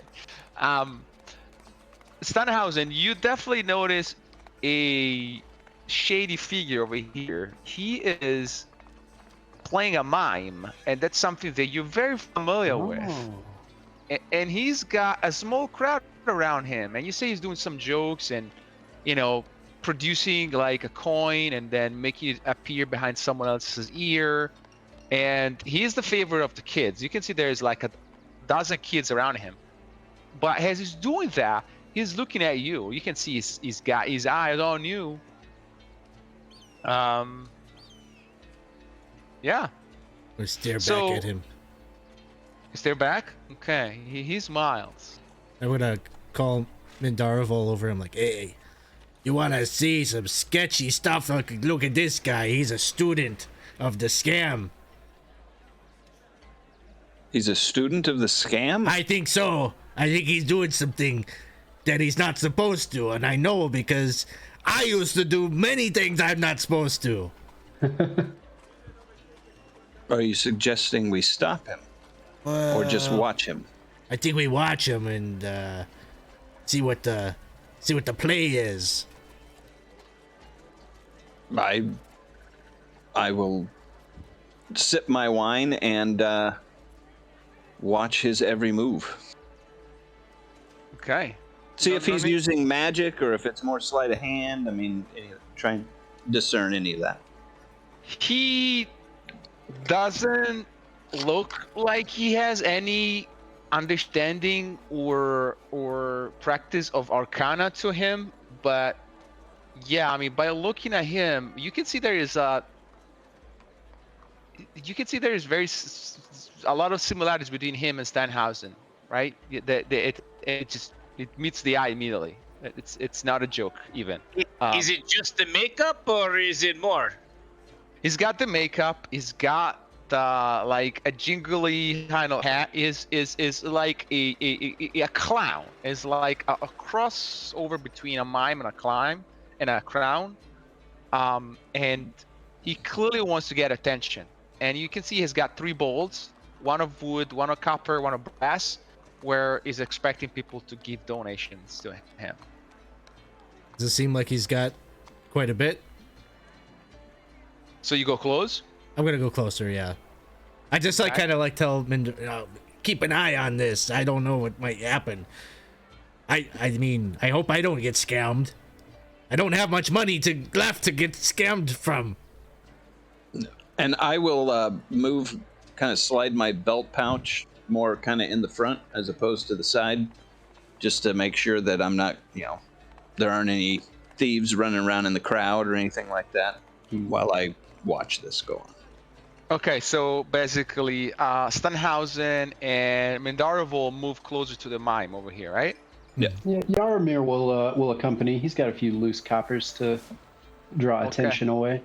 Okay, let me move you guys over. Oh, you're doing it yourself. Perfect. And so I will move Mikey and Rutilius further south, as it looks like they're getting ready to, wait for their turn for a game of the pool, of the rope. As you guys move closer to this guy, he is kind of it's clearly entertaining people, and after you guys move closer, it almost looks like he's moving his attention from the crowd in general to you. And he comes closer and he does some tricks around to you. Sandhausen, can you give me a perception check?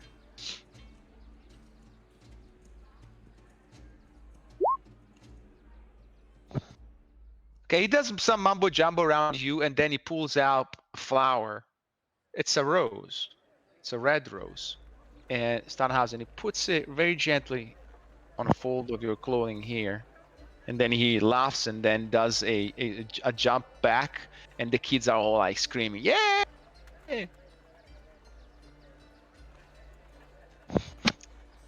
Well, Does that Okay. mean something? I asked Stanhausen. Does that mean something? Does it mean something? I could give Do him so. a wink. Do you still have your gold? Do I still have my gold?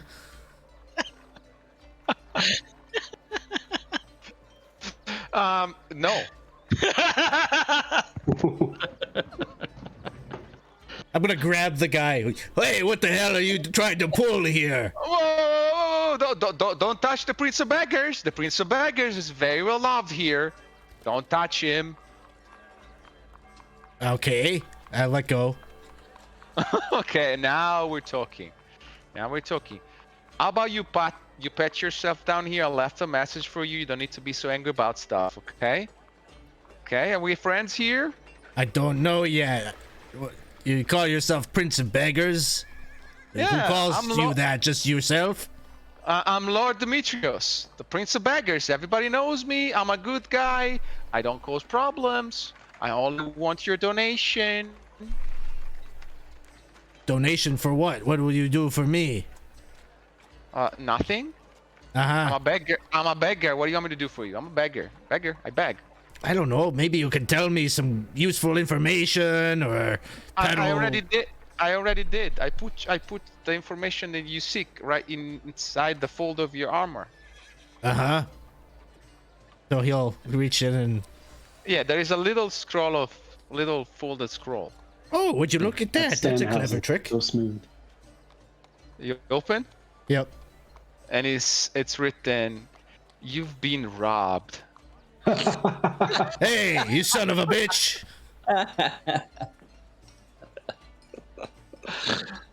Hey, I didn't do it. I saw who did, but I didn't. I promise on my honor, as a beggar, I didn't do it. On your honor as a beggar. Yeah. Look, I used to do this whole routine, man. Well, I'm sorry. How? It's fine. I'll just take from your coins down here in these bowls. Oh, He just starts wait, like grabbing the bowls. No, you cannot do that. You have to talk. We have to talk this through. No. There's a rule. There are rules here. Yeah, there are rules. Okay.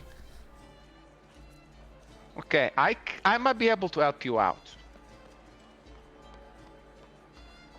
Might? It's gonna cost you. I have no money. Okay, first of all, you don't need to scream. Second of all, I am upset. I'm very sorry. You shouldn't be upset. This happens all the time here. So that's why Lord Demetrius will help you out. Promise. You need to calm down, and we'll find a way out of this. You have my word. Okay, keep talking. Stanhausen will listen for a little bit. Okay, how about we move in a more, private spot, and so we can continue this discussion away from these kids? Kids, what do you think? Yeah. Should Stanhausen listen to this guy, this clown?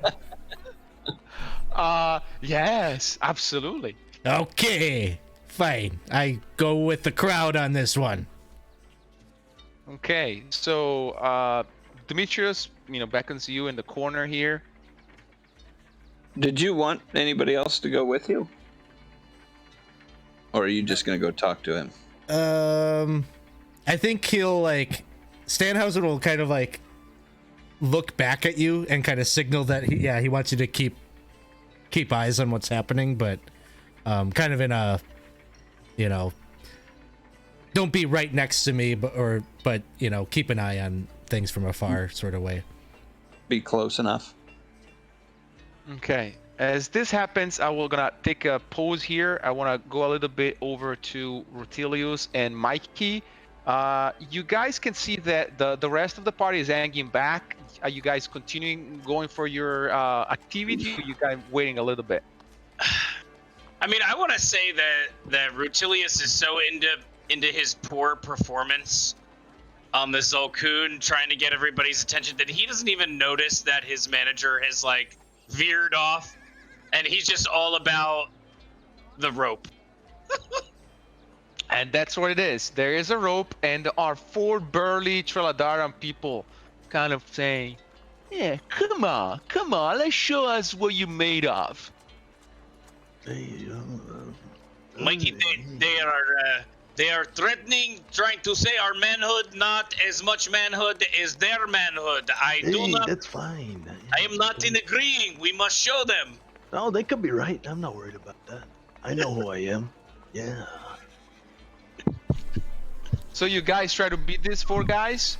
Yeah, we do anyway. Yeah, back where I'm from. Yeah, we used to have a little thing close to this. It was called Pulley Tug, and I would win every day. Yeah, every night. Yeah, from the morning to the evening, there was no one that could stop me. Yeah, and I'm looking at you, and you, and you don't know who you're dealing with. Tell them who they're dealing with. Yeah. Who are they dealing with? Yeah, who? I think we are champions of peace, right? Yeah. That's who we are right now. Yeah, champions of peace. Yeah. Say it. Give me saying it. Yeah. Give me perception. Performance checks both at advantage. Again, I'm gonna keep the advantage as long as you keep the act. How do you hit advantage in D&D? Is it it's like shift. Just roll twice. Oh my lord. Ryan, you're being rolling really poorly tonight. I think you can do better than 6. Ay. You think that? Okay, but you got a net 20. So I'm gonna go on and give you advantage on the following strength athletic checks that I'm gonna ask you to do, and you're gonna have to beat these 4 guys. Okay, so you're gonna both roll advantage, sum it up, and I'm gonna make 4 rolls. You're gonna have to beat that. All right. Yeah. Before we I'm rolling terrible. At advantage. and, You already. It did. Yeah, It's a 10. strength Okay. athletics. Yeah, strength athletics. Right before I do it, would I at least be able to rage? Yes. Or no? And Okay. remember, I believe you've been guided. As well, yes. So this first one would. Okay, sounds good. Unless that was more than a minute ago. Has No, it been I- a minute or so? No, I'm gonna make it stand. The powers of Petra today are very, very strong and lasting. Oh yeah. On this day of definitely. Lucor. Yeah, Luker. Yeah, Luker. Yeah, or yeah. Here we go. Yeah, I'm thinking I might go ahead and roll that. It was athletics. Strength athletic, yeah. Yeah, that's what I was doing. Yeah, here we go. Oops, and then And that's a D4 extra, Yeah. correct? Yeah, guidance. So that's a 16 plus 10, Plus 26. And then plus 2 for my rage. Oh, okay. So that's 28, correct?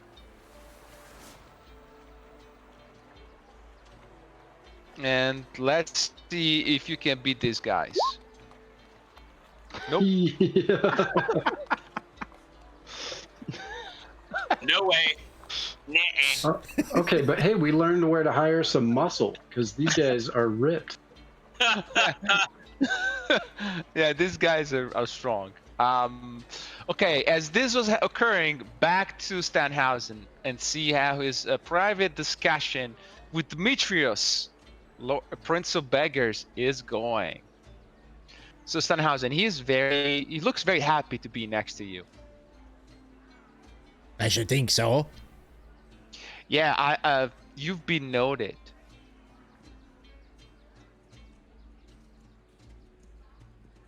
You've noted me? Like, You've been noted in personal. That rose is the message. I gave you a red rose, right? Red Rose, yeah. But then you also left me a note that said I've been robbed. Yeah, I mean, but that was just a ruse. Here's your money. Okay, Oh, gives you back your money. that, Ooh. you'll have to teach me how you did that. That was pretty good. But the rose is a message, huh? Yeah, the rose is the message. The rose wants to speak with you. Hello. No, not the rose. Not the rose. The rose. Oh. Like with the capital T and the capital R. You know the rose, right? The rose of Vorloy. Lady Maria. I don't think you know what I'm talking about. So, okay. Okay. You know House Vorloy? Like big. Why don't you tell me what you know, and then Okay. Okay. I'll fill in Don't the worry. blanks for you. Okay. Yes. The Lady Marianna, the Rose of Vorloy, saw you today and is asked to speak with you. Oh, the lady from the street. I wouldn't know. I'm a beggar. A beggar doesn't know that. But yes. Okay. Confirm what I believe, and we'll go far, you and I. Yes. I agree. So she So- wants to meet. Donation, please. Donation. Oh. He gives him like a silver coin. Thank Everybody you. wants Appreciate it. money. Appreciate it. Yes, she will let you know. Okay? So just wait for her agents to contact you, and don't be scared. There'll be dudes that will look like thugs, but they're not. Got it? Okay. They're the good guys. They dress in green. They have nice plumage on their hats. So don't be scared. Got it? Okay. I just have a question for you. Yes. How come you give me a rose and then now we're talking and then you explain it? The rose sort of. I don't understand.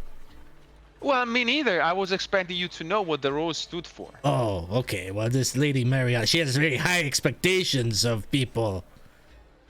I mean, she's the rose. Okay. Literally. So I should call her Mrs. Rose. No, she. Okay. She Okay. is the Rose of Orloy, the Rose. Got it.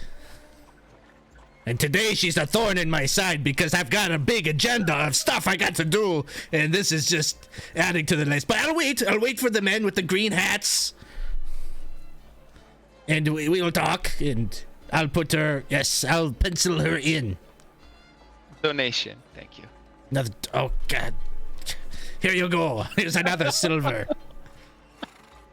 Okay. I mean, he seems to be very satisfied and said, "Hey, look. If you want to learn, I got a school of begging. So, you know, No, honestly, what? Stanhausen is not a beggar. I came from begging. no. I have moved my way No, up. no. I am doing better now. Although it Yeah. seems that I'm being robbed. Maybe this is what it means to be in the ultra elite. People are always like trying to pick your pocket. That's what Taxes apparently are a thing. I talking to a guy before about taxes, and he was really worried about it. I wasn't worried, but now I get it. I'm paying the beggar tax right now with you. Correct. And I'm the man. I'm the man on top of the totem pole of the bags. So, you want to learn? You count me. Or my Okay. representative. Okay. I'm just extending you out of courtesy. You know, I'm here. I'm the guy at the top of the pole. You should be honored that I present myself to you tonight, and you can come and talk to me whenever you need. Okay? Hey, let me throw something, a bone your way, maybe. I'm gonna go talk to the big Duke guy. You need some laws loosened up around you, maybe, Maybe the police stop cracking down on you and telling you move along, go to a different neighborhood. I can talk to him for you for a small fee. Get some things changed around here for you. How's that sound? The bag doesn't act politically. That would be stepping outside of his boundaries. But that might be something you want to discuss with the Rose, perhaps. Yeah, maybe. But you just think about it, because, you know, maybe I can help you out with some kind of a thing in the future. The bags doesn't act politically. That would be unwise in the city. That is as liable to get me stabbed in the back as it is to get me rich. And I'd rather be poor and alive. That's a fine philosophy. I respect that.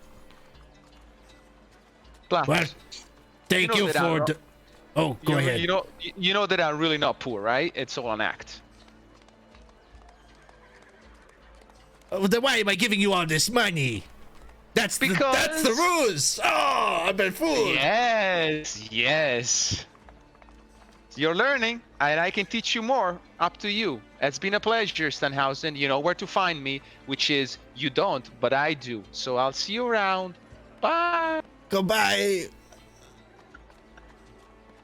He just like leaves, and when he like reconvenes with Mindarivol, he just looks like a defeated man. I saw you give him money. I know. Well, at least you're not the only one who's defeated here today. Oh no, you lost the rope game. Hey, Like, very, very badly. Ouchie, I got rope burns. It hurts. Yeah. Ow. Oh no. That's I think bad. I know why the street is not with us today.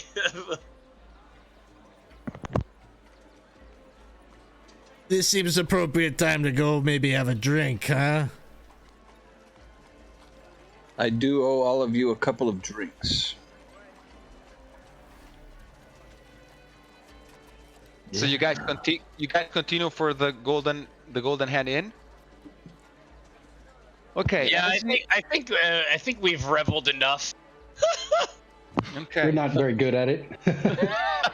Okay. As you start moving your way, you pass in front of the fortune teller, and she beckons. Hey, I recognize you. You're the guys from you. And she's pointing at Mikey.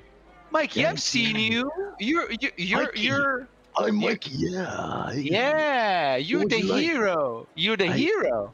a hero. That's pretty nice. Yeah. Hero. Yeah. Okay. She You're looks. And what would you like? Do you need a signature or I don't know. Do you want to She- touch my muscles? What? She looks in her early 20s. Very skinny, not very tall, Traladaran lady. Dressed up like a fortune teller, like you can tell. And she's like, "Oh, allow me to read your hand." Yeah, sure. Yeah. Read it. What do you mean? Come closer, please. It will cost you nothing. I will do for free for you. Oh yeah, I like that. Hey, yeah. Careful, I got a little rope burn right here. Be careful, I'm tender. Here you go. When she says it's free, Stanhausen like immediately goes for his coin purse and is just like holding it tight.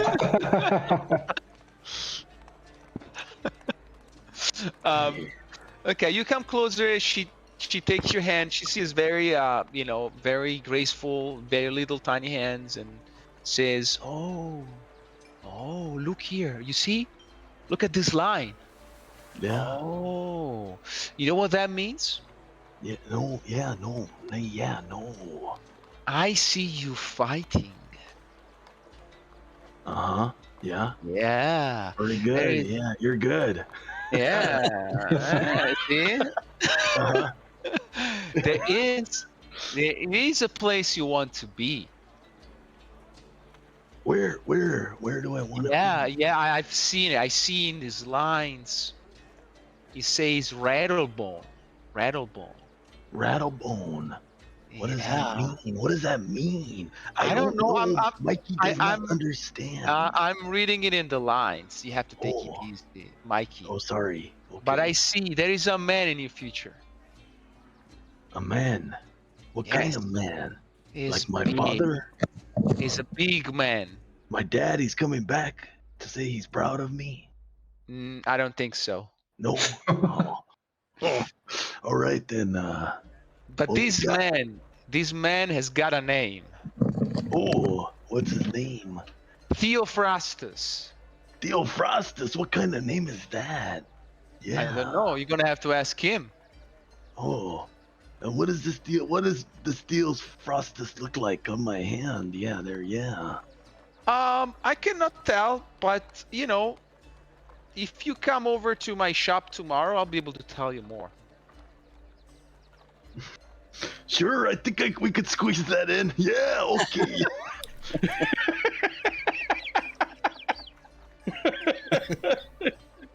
All right, yeah, okay.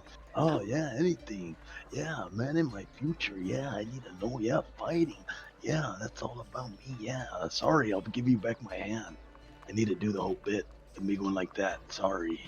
And she says, "Oh, and pay attention. This hallway is steaming with rogues. This hallway? Yeah, Here? here now. Rogues? Yeah, you know the people that rogue around. Like, well, I don't carry my own money. I don't have to worry about that. I got a Stanhausen to take care of that for me. Speaking of Stanhausen, hey, you look like you deserve a tip. You're doing a great job. Yeah. Stan, hey. How much is an appropriate tip for this not very illuminating future? Yeah, he's going to be fighting. I know. I told him. I tell him every day. Here's have a silver, I guess.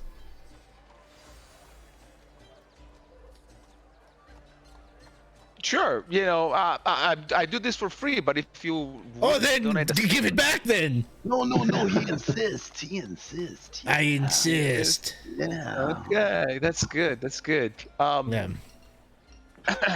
She comes closer to Stanhausen and whisper in your ear something. Oh. Your weapons. They're not for sale. Well, there's been some complication, so you're gonna have to be a little bit patient, okay? Oh. Like how course. patient? Well, depends how much you're willing to pay. But I already paid. I know, but there has been a complication. What kind of complication? That's just a thing that people say to get more money. Yeah, exactly. God. Get it. Okay, how much more then? Well, in this town, money is not really the currency. I had me fooled.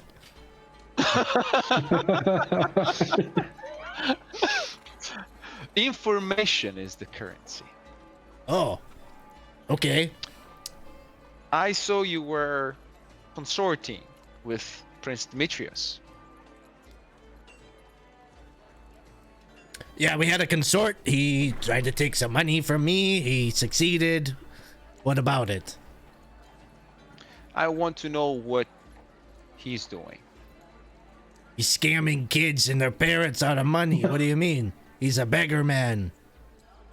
I'm talking about other stuff that he does. Yeah, that one I'm aware of. I want to know what I don't know. Oh. You want to know about the deal. What deal? And, Stanhausen will, like, make some shit up about... He's gonna try to lie to her and, like, make up some phony baloney thing. Okay, go for it.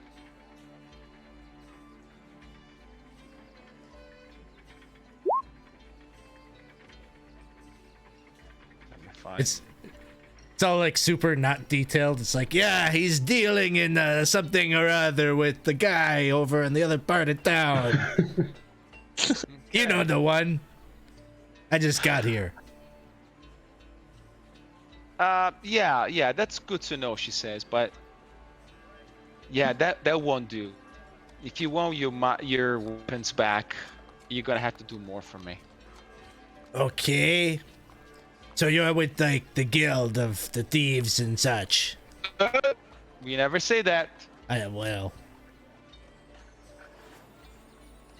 you know those guys. You're with them. Those guys, better. Yeah, I'm with those guys. So he's a lord of the beggars, and he just wanted to give me a message. You see, that's it. Yeah, and what was the message? It was something about a rose. Probably makes more sense to you. A rose? Yeah. And then a message about how I didn't have any money. He took all my money. Money, it's easy. You want money?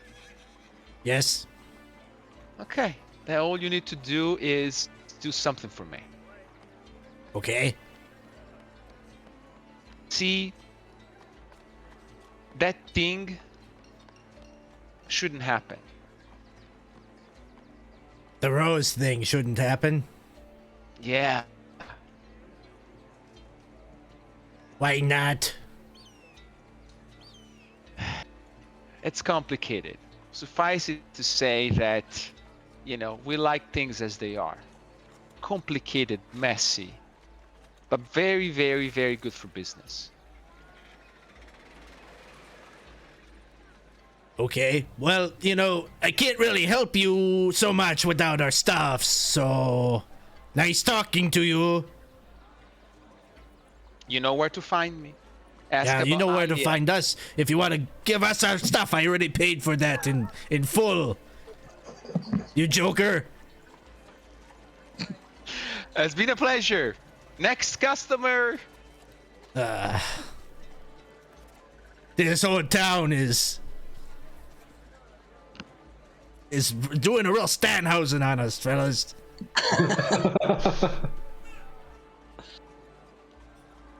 Okay, after this, if you want, you can go straight for the golden hand inn. Yeah, I feel like That sounds good. Rutilius's wind is out of his sails after losing so badly in the rope pull there.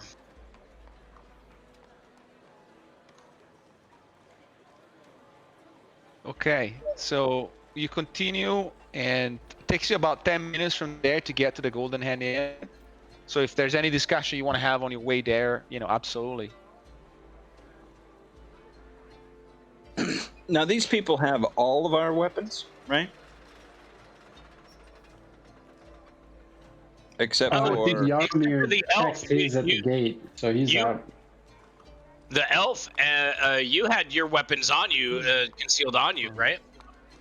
that was what I thought. I just wanted to make sure. Yes, correct. Okay. You have 2 short sword and your rapier, and your armor, if you want. Yeah, I had no. I don't use armor, so. Yeah, so that's easy to conceal. Something you don't have. So did Stanhausen, did you share with everybody that, are they asking for a specific amount of money to get our stuff back, or they just don't want you to have this political meeting? It sounds like they don't want me to do the thing with the rose and then we get our stuff, but I don't know. How can we trust them? I already paid for money for stuff, and then they don't deliver on that, so where does it end?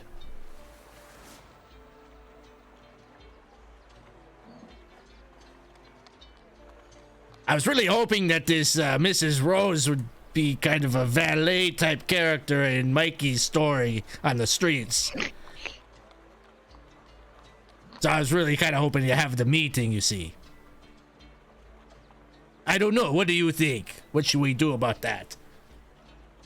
Now, is the rose, is that Magda or is that somebody else? I think it's the lady that took an interest in you on the street when you did your little intervention thing, and she give you a wink, come out of the shadows, and then go back in the shadows. Oh, that's the shadow lady. I think so. I don't know. but- Okay, yeah, gotcha. Not the lady from the religious procession. Okay, yeah, gotcha. And who are the two people you scared off, Mikey? They involved with her, perhaps? Yeah, I know Mikey is kind of unsure. What? Who? When? Where? Why? Everything of this is going on. You know, these questions, they always circle his brain. He's thinking about them even now. Registering, loading. Here's your answer. The answer is, he doesn't know, but maybe it might be that case. Yeah. Thank you, Mikey. It's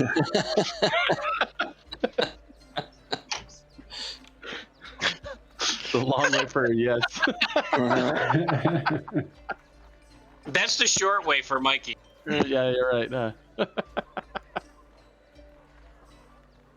Okay, you guys get to the Golden Hand Inn. As you get there, you're welcomed in a very nice inn. You see it's bursting with people. You make your way in, and there's a nice fat guy. Come on, more guests for tonight. Please, what do you guys need? Rooms. Oh, rooms. You guys come really in the wrong moment. There's a lot of people in town to stay. Unfortunately, I only have one bed. How's the room, though? Pretty big. Nice room. It's a bed. One bed in a room of beds. Correct. Got it. Well, But I'm willing to part from it for a night for 1 gold piece.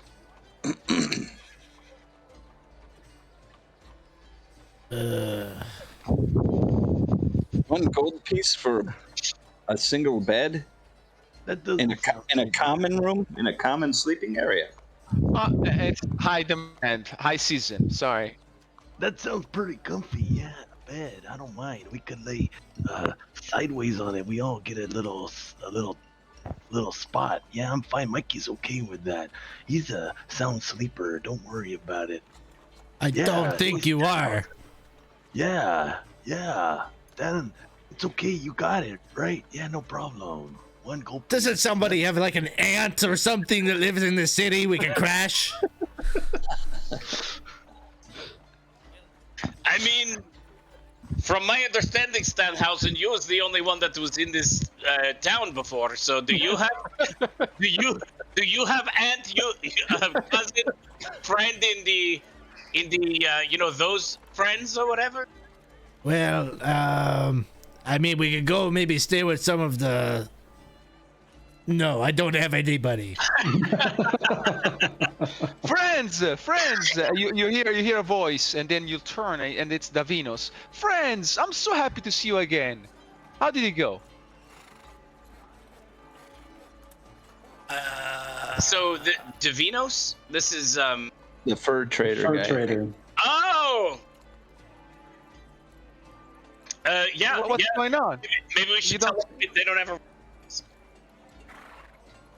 What's up? Is everything okay? You sound very sad.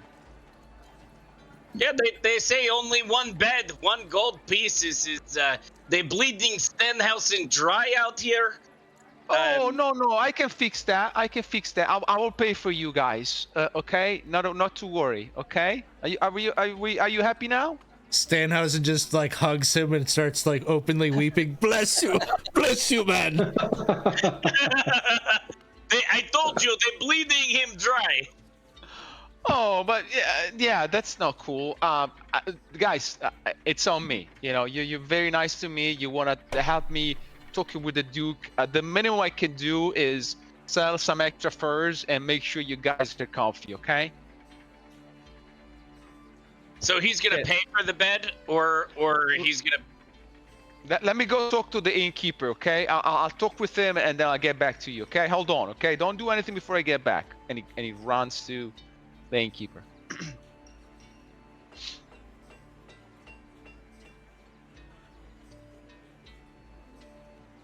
Okay, he chats with the innkeeper for about 1 minute. Next comes back, say, guys, unfortunately he's only got one bed, which I paid for. You guys are gonna have to split up. There are other 2 inns around here. You might need to kind of split up a little bit tonight. But I'm pretty sure tomorrow I can have you all 4 of you resting here at the Golden Hand. Okay? Is that okay with you? I guess it'll have to do. Yeah. Okay, I'll take the bed here. I mean, do you think it's worth it for us to go somewhere else and try to be all together, or no? The only thing is, we're waiting for someone, right? Maybe someone's coming to talk to us here, maybe, right? The lady. Oh, or one of them. No, wasn't it the fur trader where we're gonna meet here? Weren't we told that we were going to be that one of the ladies? I think that was Magda Marilinov going to send her agents to meet Stanhausen. Here? Tomorrow, I think. Yeah, here. Okay, yeah, we were gonna meet the fur trader and Magda. This is like the spot for everybody. I'm fine. Mikey is fine. Being someone's pillow, it's no problem. Yeah. I've been told I've been extra cuddly at night. No worries. I can always sleep under the bed. I don't care. No, don't worry. And he says, "Okay, follow me. Let's go over to." I think Octavian said that his friend, the Nightingale, can have some of the rooms for you. Okay. Okay. Sure. Yeah. Okay, so he escorts you out and walks with you from the Golden Hand to the Nightingale. You just go through the alley, dark alley, toward the Nightingale Inn. And Nightingale, it's a lot. A dark alley. Is it very dark? Super dark? Very dark alley. Very dark alley. And you guys go at the Nightingale Inn. It's a lot less nice than the Golden Hand. But guess what? They got 2 beds. All right. They got 2? How much? Oh, don't worry. That says Davino. I'll cover that.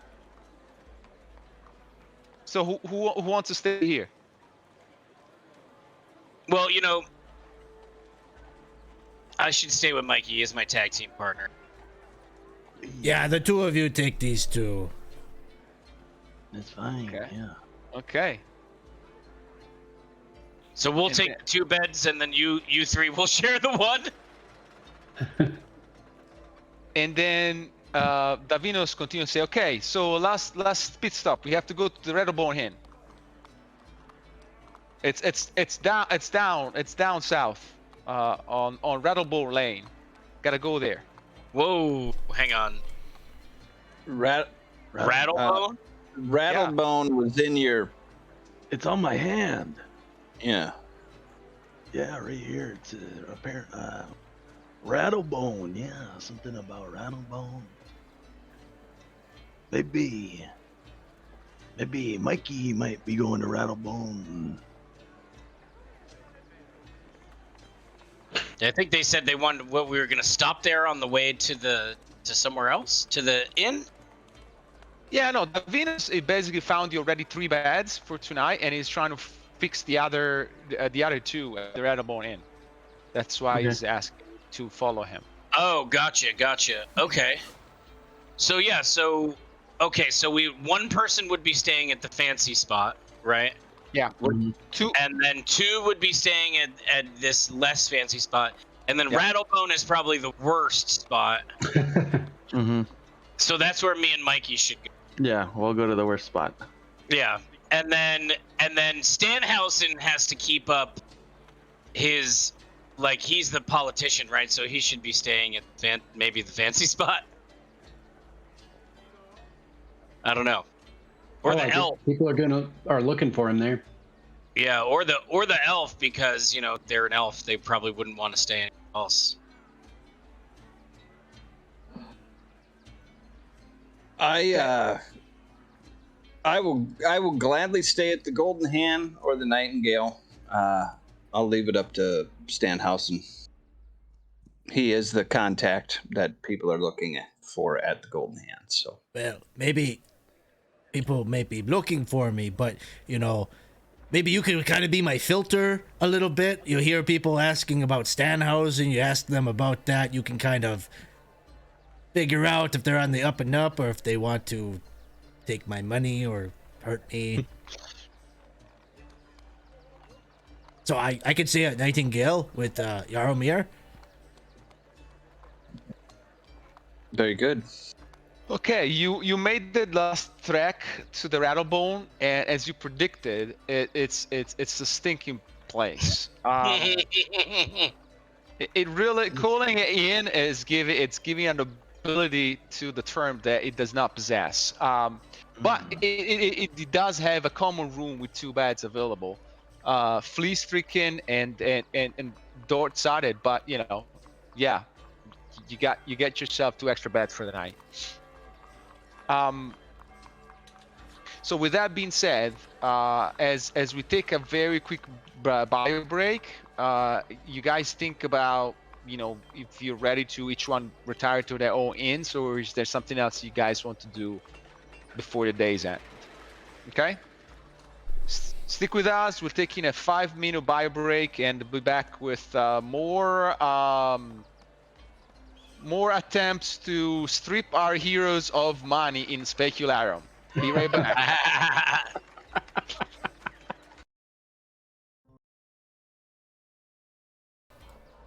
Hi guys, back to 20 sides to every story.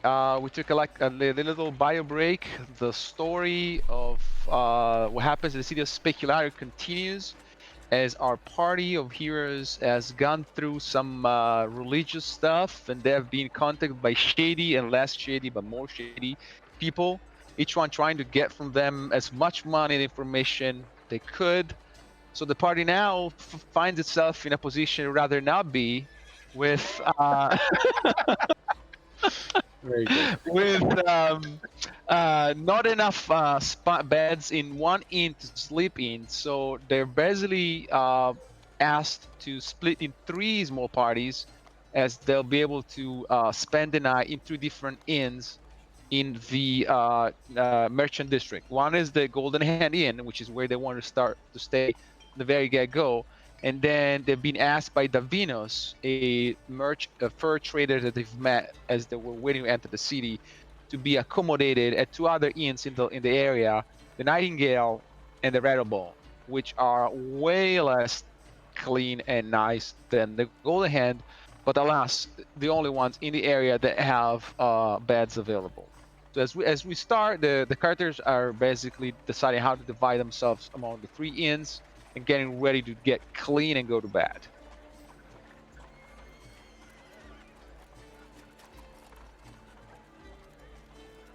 I think I'm staying at the Golden Hand, and I will keep an eye out for anybody asking for you, Stanhausen. Yeah, Knight and Stanhausen and Jaromir are going to stay at the Nightingale Inn.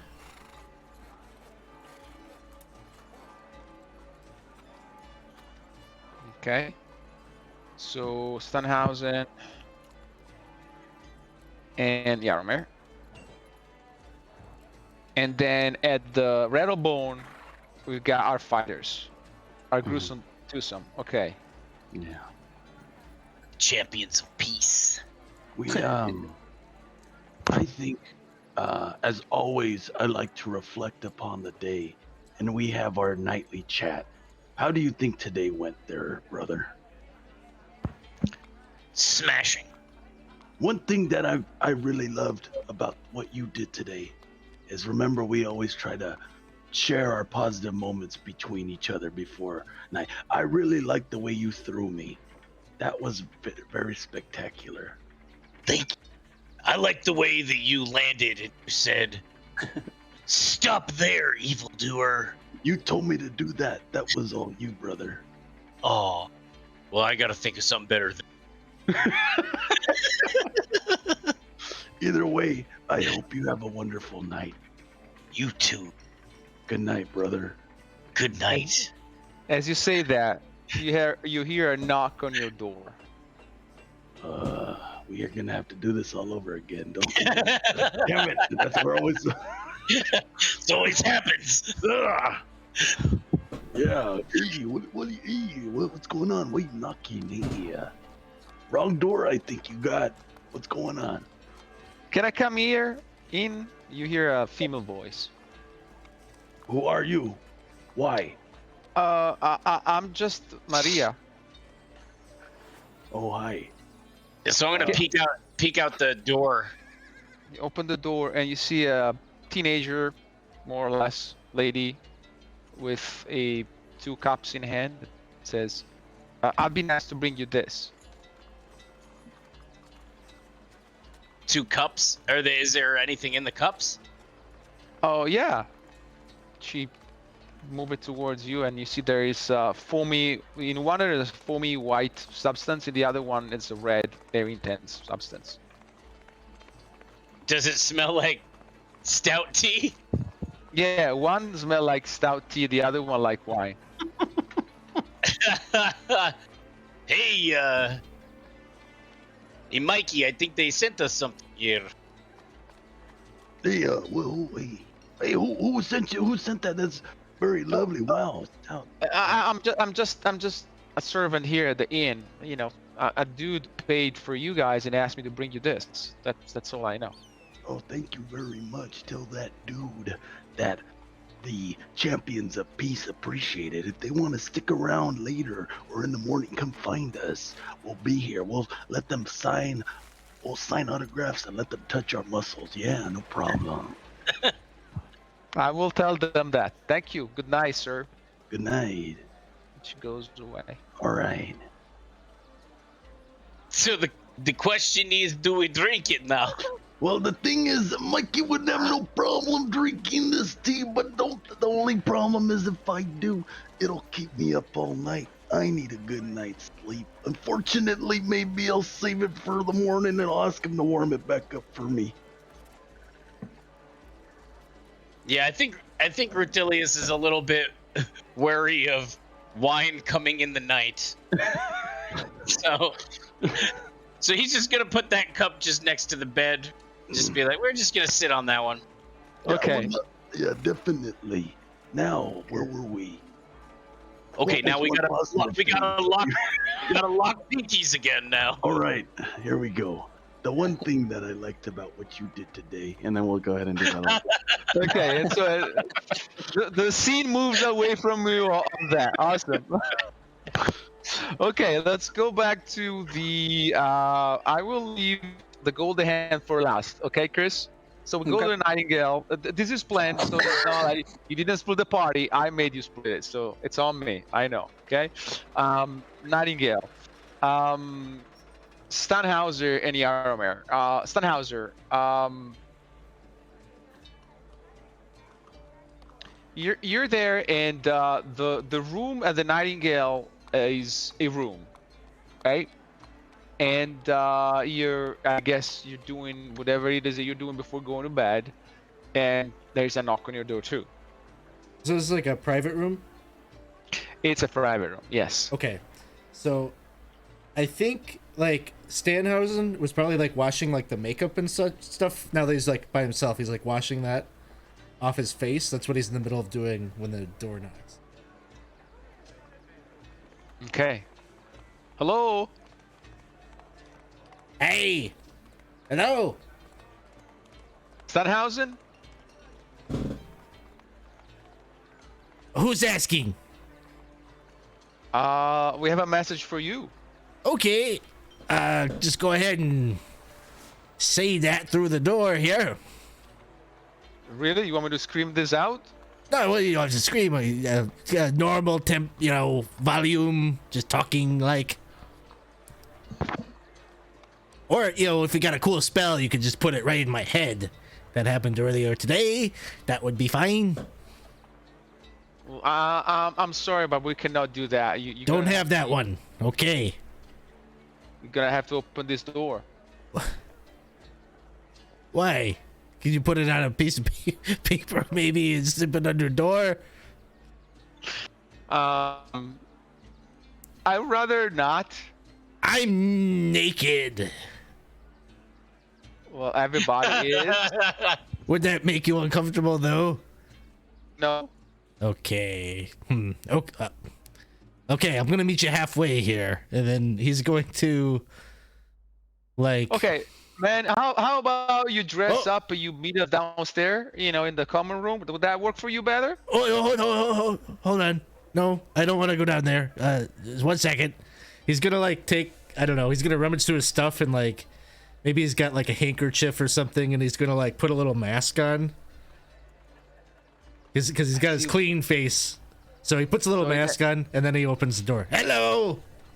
Okay, you see 3. So hang on. So he's naked with a mask on. No, he's not really naked, but that didn't deter the guy. So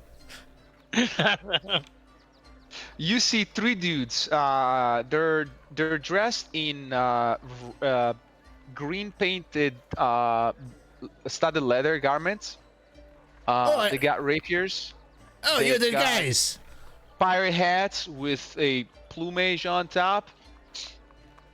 You work for Mrs. Rose. Yes. Can we come in? Oh yeah. Come on in. They make themselves comfortable, and then the guy who's talking says, "Hey, my name is Theosius. I'm here to propose you something. Yeah.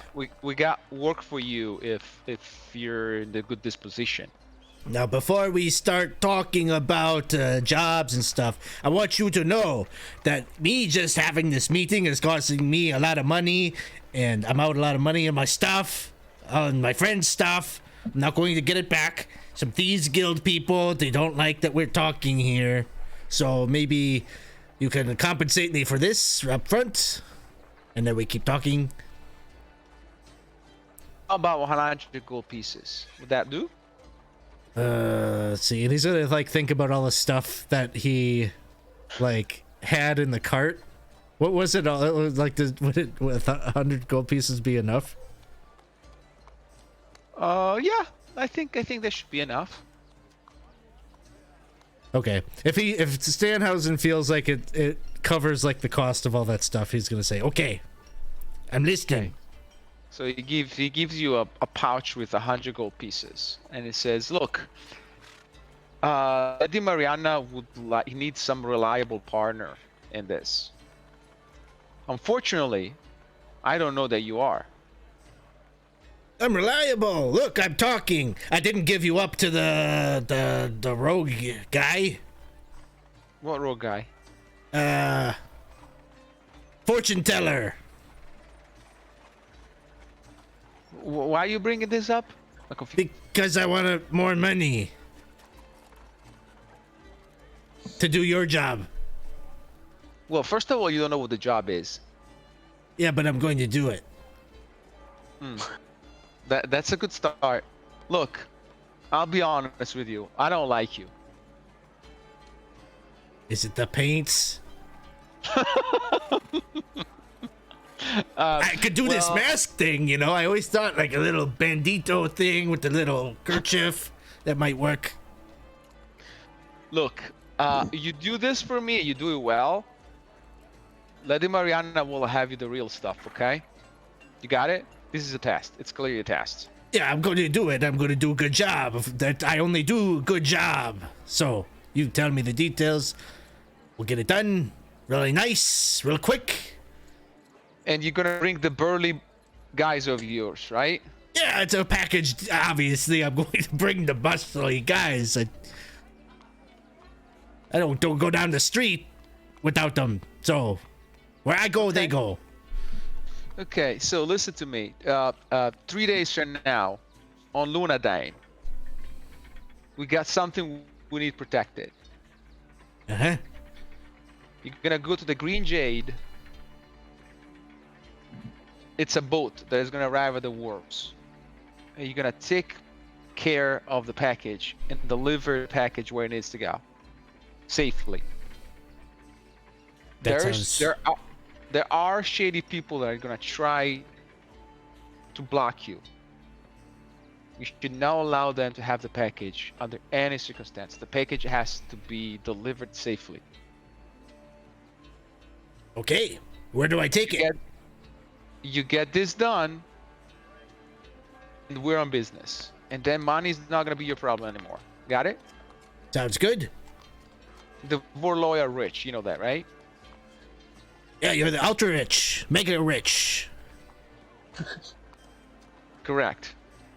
So don't mess this up, and we're on business. Okay, but 100 gold up front right now for compensation for my stuff.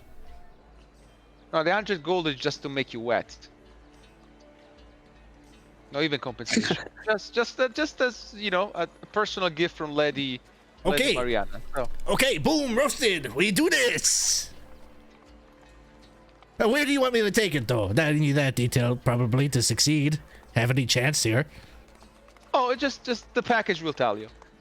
The package will tell me it's a talking package. Yes, it's of the talking kind. This isn't like a person, right? I can't be in slavery. That's the one thing I said I wouldn't do when I became evil. It's not slavery, don't worry. Okay, then it's fine. It's just like magic package. It talks and it says it'll tell me what to do. Okay, no problem. Correct. And if you need anything, just leave a message down at the innkeeper. We'll get it, okay? This is our point. This is our place. Oh, Nightingale Inn. Nice inn you have here. I like it. I chose wisely. Yeah, absolutely. Awesome. Sleep well and be ready on Luna Dane. Be at the wharves and ask for the Green Jade, okay? Yes, in 2 days' time. 3 days' time. 3 days' time. Yep, I will be there. Awesome. Good night. Good night. And with that, he leaves. Okay, last pit stop of the night. Mindarivol, you are sleeping at the Golden Hand, but you're not in a private room. You are in the common room with half a dozen snoring, stinky humans. Lovely. At some point, you hear someone whispering to you. You're not really fully sleeping. A little uncomfortable. Hey. Elf. Yes. Come downstairs. I'll talk to you. Can I see who is whispering? Sure. Give me a perception.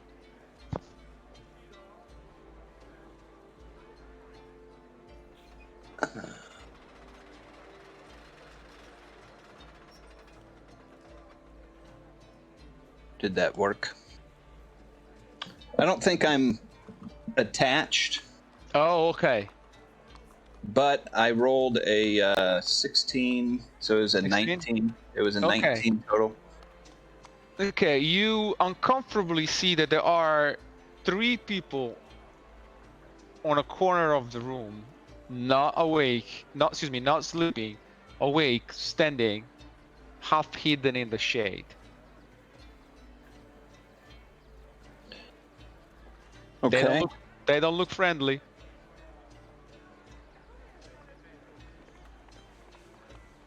All right.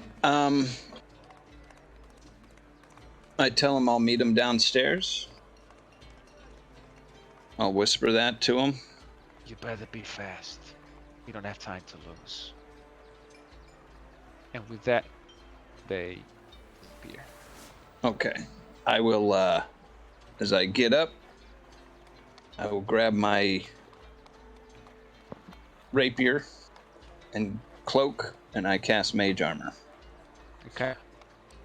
And quietly go down the stairs. Okay, you come down to the common room. There's nobody. It's past midnight, and you see there's this guy sitting at a table at the center of the room, and there's these other guys standing behind him, like kind of guards. All right. I'll say, who are you and why did you summon me? Says, where are your friends? I thought there would be more of you. I had you followed here.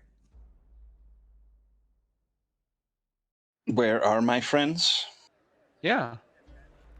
Elsewhere. Okay, I'll be honest with you. You pissed some people off today. Me personally, or or some of my friends? There was a big guy wearing pink. Hey, easy there. Because I just met these guys.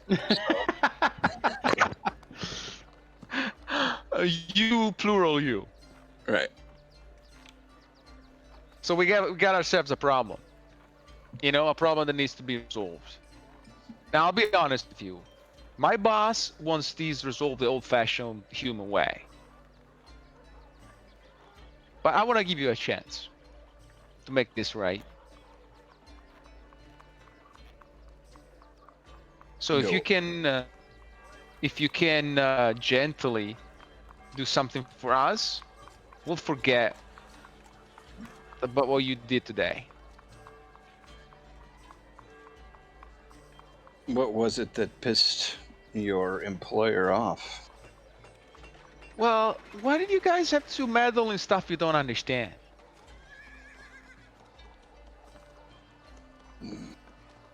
Have you asked yourself? There would be then hardly nothing done. I don't think that my compatriots understand a whole lot. I agree. I don't think they understand what they did today. But I can tell you there are pretty important people that are not happy with it. So I am the nice message.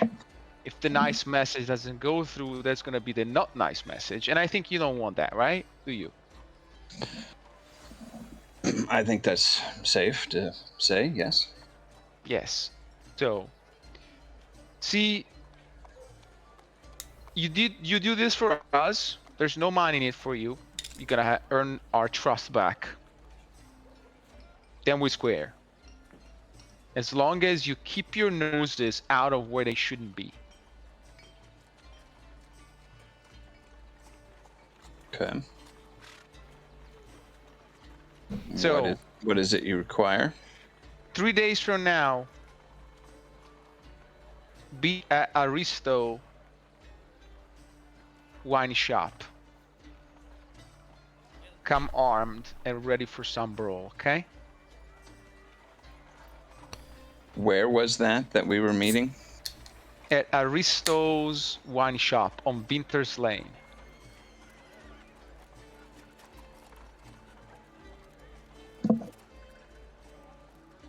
And will we know who we're supposed to be fighting? That's none of your concern. But come dressed up properly. In black and have your face covered. We don't want anybody recognized, of course.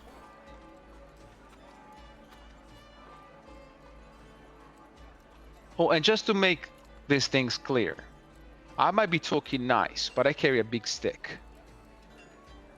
Do not mess this up. Good night. Sleep well. Oh, I'm sure I will. Sweet dreams. Sweet dreams. Okay. Okay, and with this very, very, very shitty individual stands up and walks out of the inn.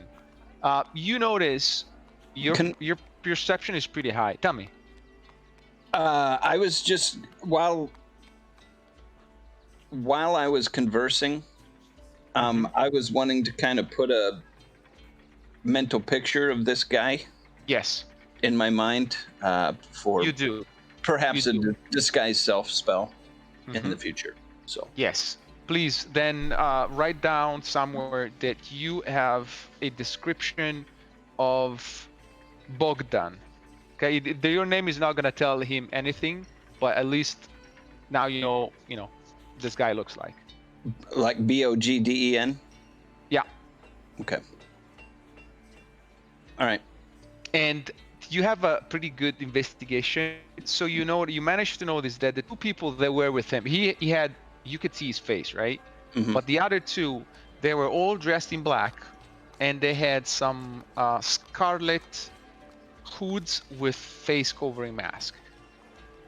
That to you seemed some sort of a uniform or something that you not familiar with, but nonetheless looked, descriptive in a way to someone who knows how to what that means. Okay. So kind of a scarlet hood. Is that what you said? Right. Correct. Okay. Correct. And I'm not gonna tell you, they're really, really, really shady. Like compared to everybody else you've met today, this is, the shadiest you've met. That's saying quite a bit. I know. I just want to impress that upon you. Okay, with that, the night goes uneventfully. Actually, the events have already occurred, and you wake up in the morning of Lochdane, the 13th of Flormont. And where you guys would like to meet after you wake up? I think we said at the Golden Hand. Okay. Yep. So basically, Mikey and Rutilius walk over from Rattlebone, and Stanhausen and Yaromir walks over from the Nightingale. Okay, awesome. So, you guys meet for breakfast, and you can debrief. So we've got to be in two places at one time, right? We've got to be at the dock of the bay for the Green Jade, and we've got to be at Wine Shop at the same time, right? 3 days time? 2 days time now? Oh wait, what's your news? You got a job? Is that me? Are you asking me? Oh, I gotta be somewhere. Yes, in 2 days. I have a package to pick up from the bay. Seems like no problem. Deliver it. You got something at the same time? Well, I was approached by 3 people last night. 2 of them wearing kind of these reddish hoods, and they said that we'd pissed some people off, and in 3 days' time, they said meet at Aristo's wine shop and be ready for a fight. Oh. Do you have any idea who these people might be? I mean, they're wearing these red hoods. No. The 2 wearing the hoods never spoke. I can't. The main guy who spoke, he was human. Well, I mean, we don't have to go, right? Like. Well, pretty much they said if we don't, they're gonna, I would assume, kill us. That was the implication. Well, it seems like they just want to lead us to a fight where the same outcome might happen.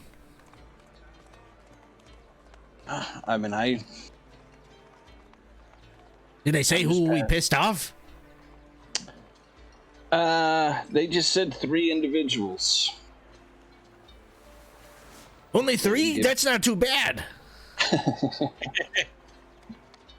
Other than that, I got no. Well, the only thing that they mentioned was they asked why would we get involved in something that we don't understand. So,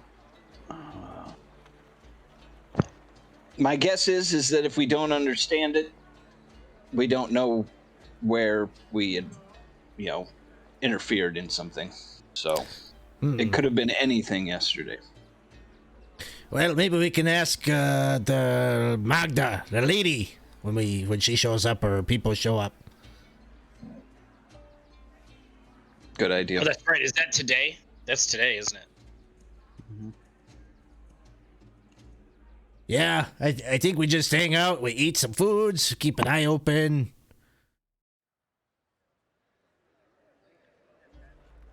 Okay, Wait for so her to show up.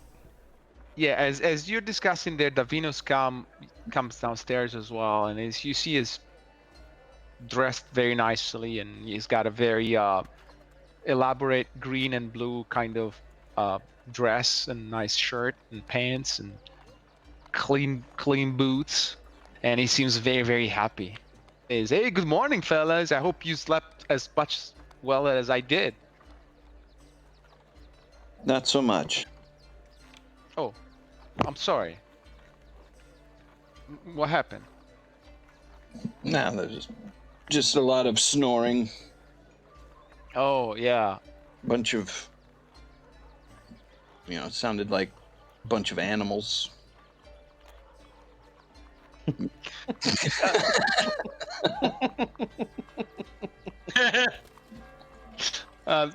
Don't worry. Tonight, I will have you all move into the Golden Hand, and I'll give you private rooms. Okay? I can make that happen. But today is also the big day, right? Today, I'm the audience with the Duke, right? Is that today? I forgot all about our thing. Yes, we're gonna help you with the Duke thing. Yeah, it's now it's 7 a.m. It's at 10, so we gotta get our game on. Yeah, No problem. I'm already. I prepped all night for this meeting. I'm gonna get you a good deal. You guys are still on? You still want to go with this plan? Yep, I do. And you have better clothes than the one you wear, right? Yes, of course. Okay, I'm just making sure. And he just kind of turns to Rutilius, Mikey, and Mindarivol, and he just says, "We're gonna have to go shopping. I think right after this. Don't worry, I got it." Yeah.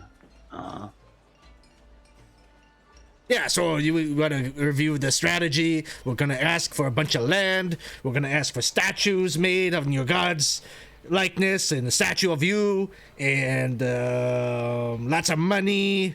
What else? Oh, the taxes thing. Yeah, we could do that, I guess. Okay, but so that we're clear, right? The Duke holds this open auditions once a month, right? And so I've been given special dispensation from the Duke Chancellor to be there. I'm not sure you'll be admitted in the Duke's presence. You might be sitting in the back or some of the galleries. So do you want to rehearse with me so that I can tell him what I need to tell him? Oh, why don't you name me your proxy and I go in for you? I mean, I can do that, but the problem is not getting past me. The problem is getting past the bureaucracy. It took me 6 months to get this audience. Pretty sure if I change today, it's gonna cost us a lot of money. Okay, it's your thing. We can talk strategy. I'll coach you, but you got some monies for me, a little fight fee, consulting fee. Okay, but do I get the satisfaction guarantee clause? Yes, of course. but cash up front.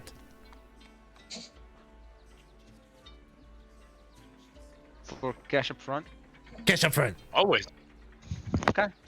Sure, as long as I have the guarantee satisfaction clause. Guaranteed. Of course, we're good friends. We just met in the line outside of the city. You find us these nice hotel rooms. We have a relationship. You can trust me 100%. Okay, I do. Okay. What do you say, like 25 gold, huh? Sure. Okay. So he takes the money and he says, okay, you go in there and you ask for all of these things, and he's going to laugh at you. He's going to say, are you crazy? And then you have to you could say you're willing to give, you're willing to wiggle a little bit on some of the finer details, and just see what kind of stays in the deal. So At the minimum, you can get the tax thing. Maybe you get some other things in there as well. can you tell me exactly what I should ask? Just be precisely. Yeah. And Stanhausen will go through and tell him, all these big asks that he should make, and he gives him, bits of little pieces of lines and dialogue that he should say, and Okay. He's got everything down. So you better give him a script with bullet points. Then you Yeah. ask A, B, C, D. Okay. Got it.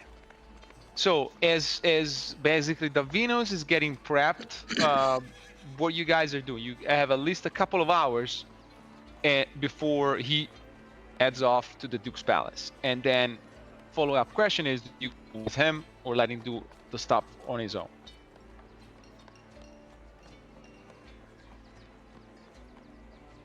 He's gonna lose his grit. He's gonna need Stanhausen to yell him probably or something. I don't know. What do you think? well, I think, probably he's going to screw this up, right? He's not going to stick to the script I give him, and he's going to use my name's going to come up in this meeting, so maybe I should be around, right? Yeah, I would agree. Where Stanhausen goes, the champions of peace go. The cops go. Oh yeah, got your back there. Yeah. Oh yeah, your front side, your north side, your south side, especially your back side. We got you, brother. Yeah. And maybe as a contingency, Mindarivol, would you hang on to some of this money in case we need bail? Yes. I'll tell you what, I will stay here just in case the ladies' representatives show up, that I can converse and entertain them until you get back.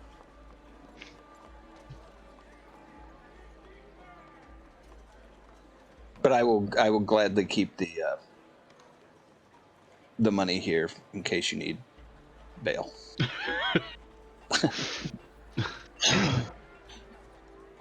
Stanhausen is wise.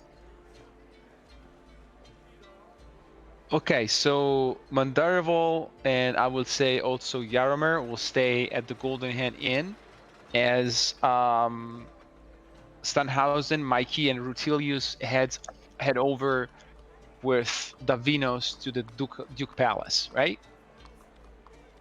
Yep. Yes. Okay. So I don't have a map for the Duke's Palace, so you can see where that is in the big city map. It's right about here. It's on top of the hill.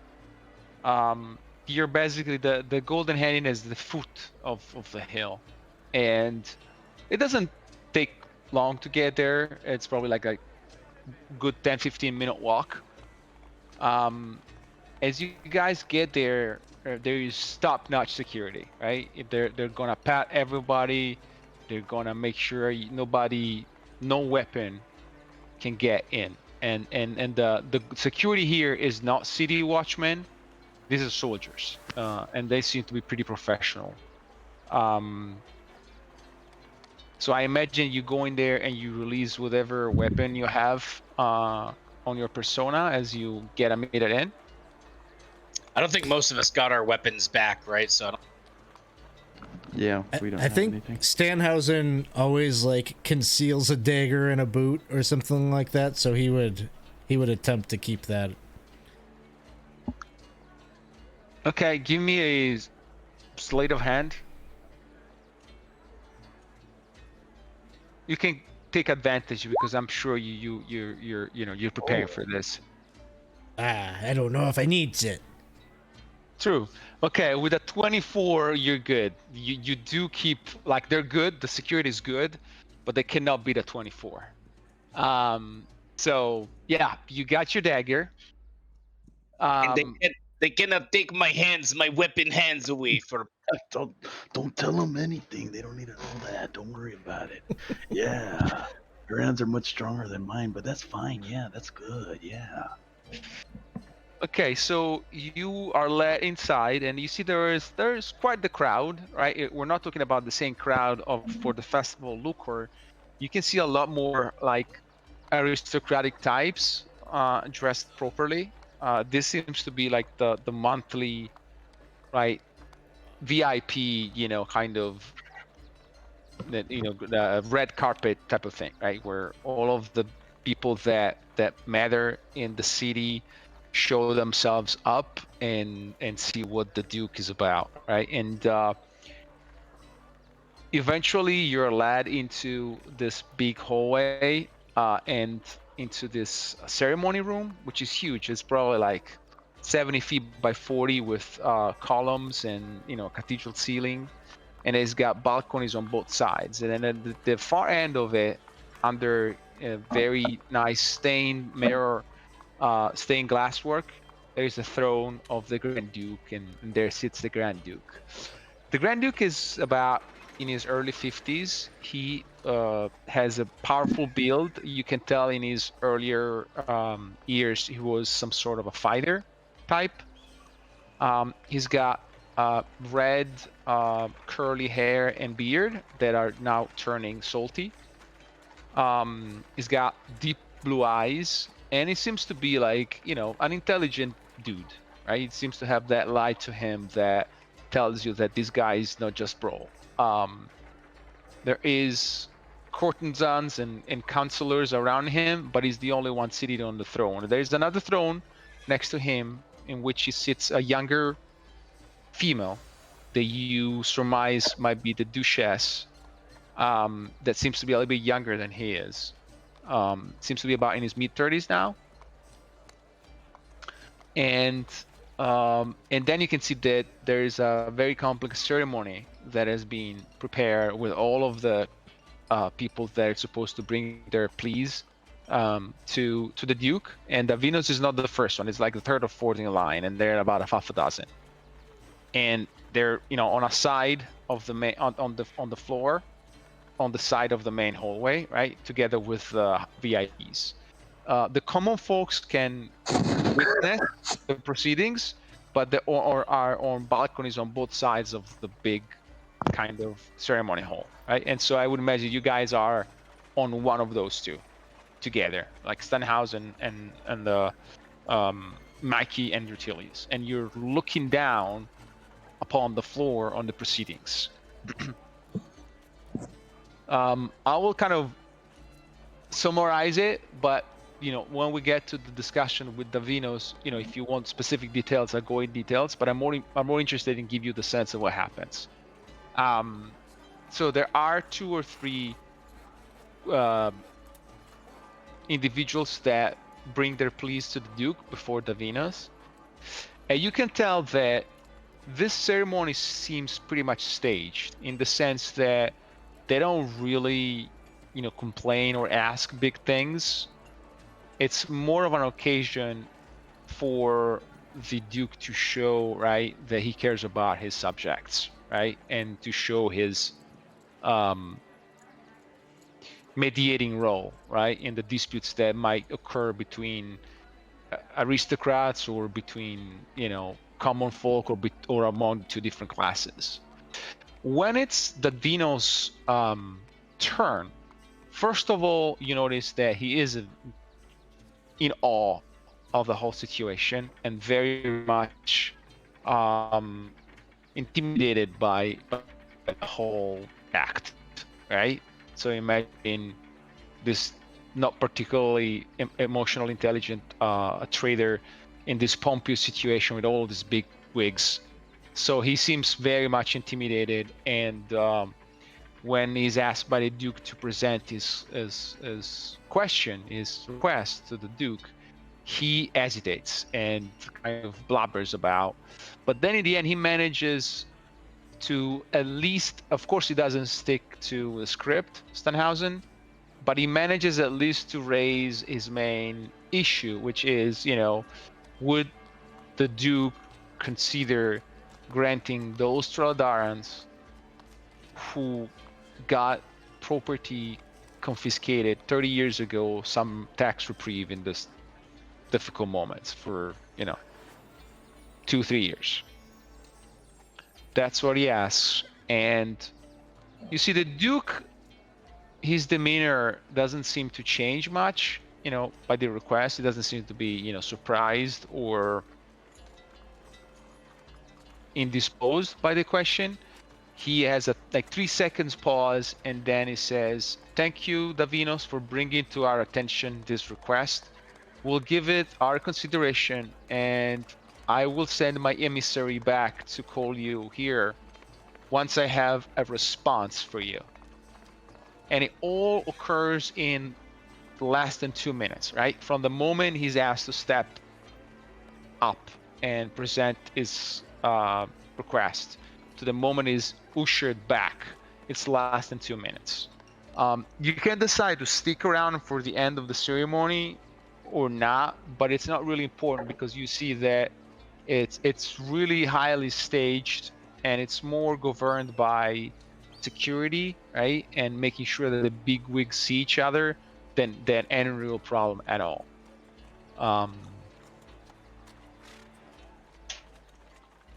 So I'll stop here if you have questions or things you would like to do, but if you don't, then this goes pretty fast. Did he get what he wanted? Like, did the Duke give any concessions, or was it just everybody stepping up to be heard and then stepping back and nothing actually getting done? It doesn't seem that things get done here. You get the sense that there is some sort of bureaucracy that then takes care of issues more than the Duke itself doing this. It's like he's not doing he's not micromanaging this. He's there to show his face. You're not certain. You've not seen many of these, but your perception is he didn't make any concession. Gotcha. When you meet with Davinos outside of the meeting hall, he is is visibly shaken, right? He you can tell he thought he would handle himself better, but he didn't. So it's a little bit kind of demoralized, you would say.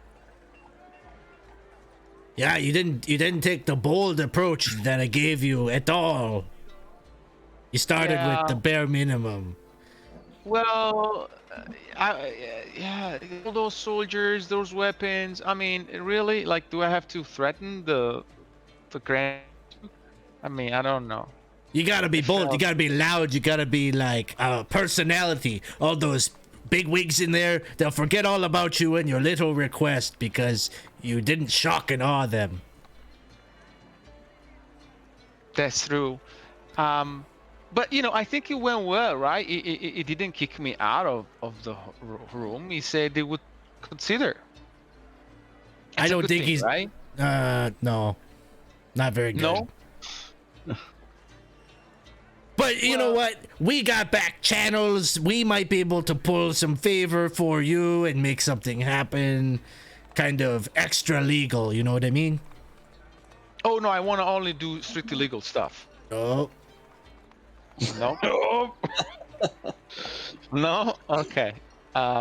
You don't need to be privy to the details, but Stanhausen will deliver. I told you I would get this done 100%, no problem. It has a Stanhausen guarantee. I will get it done. Okay. I feel a little bit intimidated. Would you guys mind kind of be my bodyguard until the Duke tells me what's going on here? I don't know how those big wigs were looking at me like I was a piece of shit. I don't like the way they were looking at me. Yeah. Well, you could hang out with us, but we've got other random errands to do, so you have to be cool.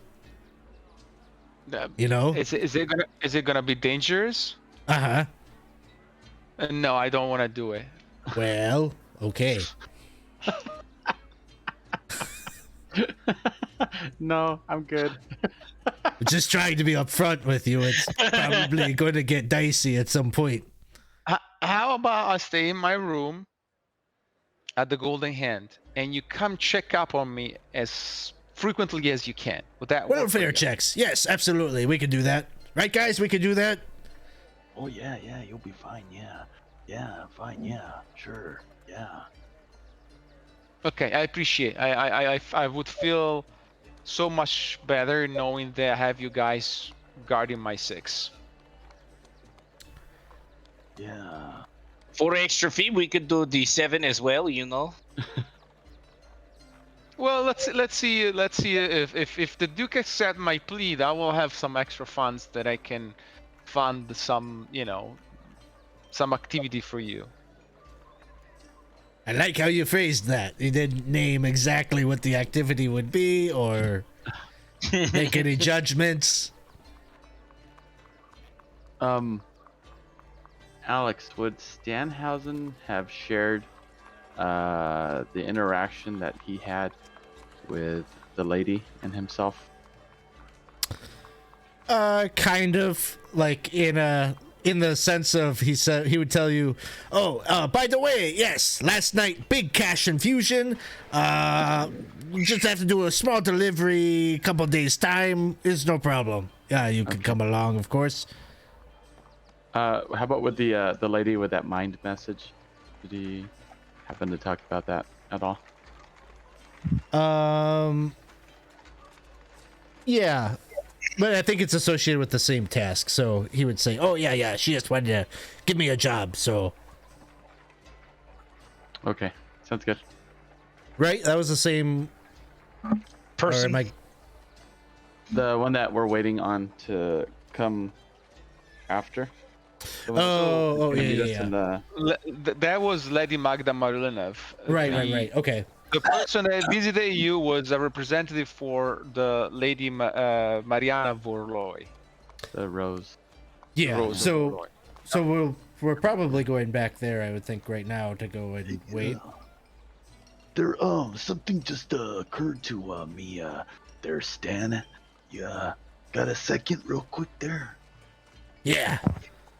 Hey, we promised that lady that we would be able to meet with the Duke, and she said she would come and talk to you about some things she might want to tell you to talk to the Duke about.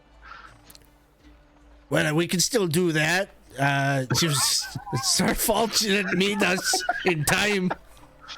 But look, the Duke's going to follow up with this guy in 2 days' time. We just kind of steal some of his time and then go talk to the guy. It wasn't that hard to get in there. Oh, okay. Yeah, that makes sense. Yeah. Fine. Cool. I have a question for Rutilius and Mikey. What happened to the drinks you were offered? I would have left it there on the nightstand at Okay, the. Mikey. They're underneath the bed, sitting there. Okay, so you left Yeah, it with it. Okay. I imagine that we fell asleep, pinkies still intertwined. Sure You did. know? Uh-huh. Okay, just Your making sure. pinky's a little stronger than mine, but yeah.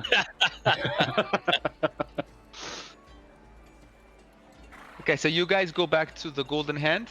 That's where you're going. Mm-hmm. Okay, that's where Davinus is going as well.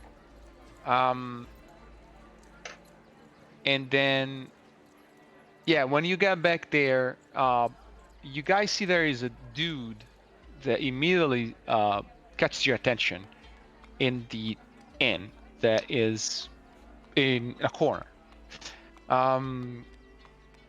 This guy doesn't seem the common folk to you. This guy has the demeanor of an experienced, hardened fighter, and he is looking at you.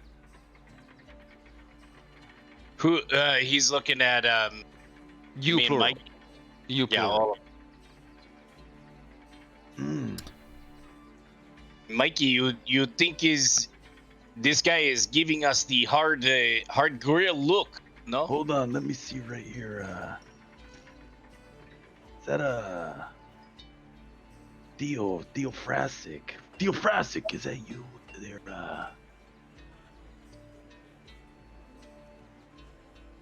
Please sit. Is this the folks that asked to speak with Lady Magda? Oh, maybe not. Okay. Yes, hello. That's us. Hey. Okay, I was expecting 5. Oh, and he points at Mindarivol and Yaromir that you guys were already waiting there, right? Mm-hmm. Ken says, "Please sit. My name is Lionel. Oh, sorry. Okay. I got a little squiggly on my hand there. I am from the Phalanx. The Traladaran Phalanx. I work with the Turenescu. Lady Magda would like to invite you guys to her estate outside of the city walls to discuss some things. So the question is, should I trust you? Yes. Hey, we're the champions of peace. What is there to trust? Yeah. We want the champions of war, not peace. You know, I find in my experience that peace, war, two sides of same coin. We be champions of peace today, tomorrow we champions of. The Duke is weak. The Traladarans need to step up their game. That's what I was telling that guy over there earlier. It points at the merchant. We need people who are willing to fight for Tralatara. You can see a little glint goes off in Rutilius's eyes because this is like this is his jam. I want you to know if you're ready to join the Phalanx.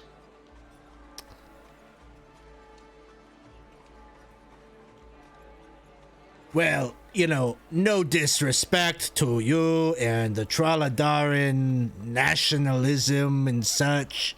I'm Traladaran myself, but I'm not here for some national cause. But if you got money, I might be willing to do a thing or two.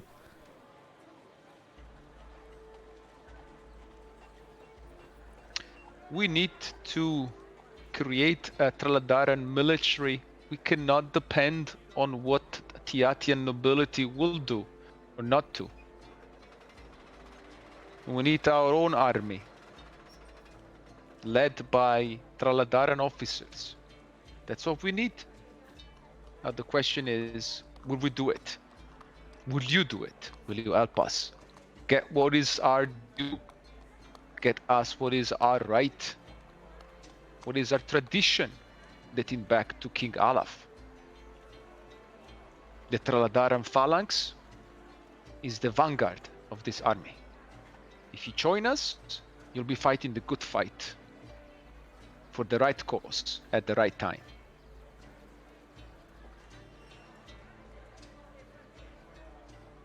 So this is like kind of like a passion project, is what you're telling me.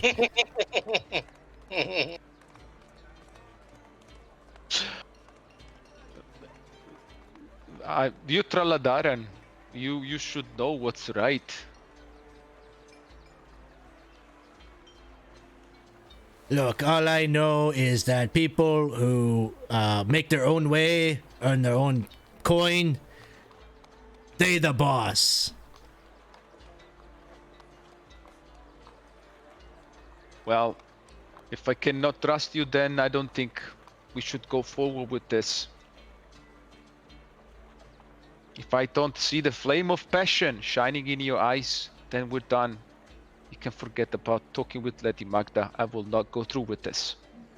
So I'm asking you again, and for the last time. Do you want to be part of the vanguard of Traladara or not? Mindarivol, what do you think about all this? This sounds like human issues. I have no interest. I am not Traladaran.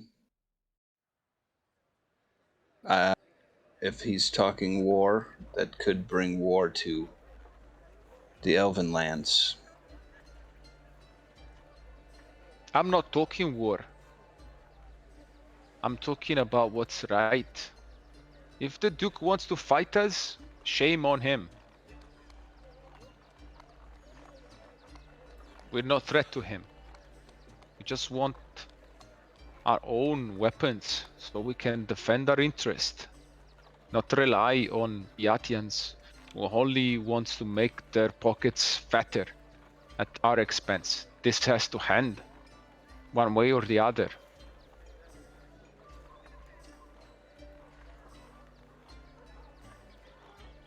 Well, Rutilius, Mikey, what do you think about all this? I mean, Rutilius is into it. He digs. He's Traladarian. He was taken prisoner and held captive by Theodens, and held as a slave, and he doesn't take very kindly to them. So this is sort of speaking his language, but at the same time, I feel like he's also found like a family in this little weirdo wrestling crew.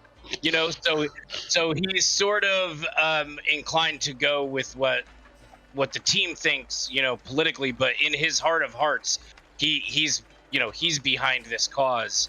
And like whenever the person was like said like, "Are you ready to join?" Like if he had his warhammer, he would have put his hammer on the table and been like, "Yes, I'm joining. Let's join right now."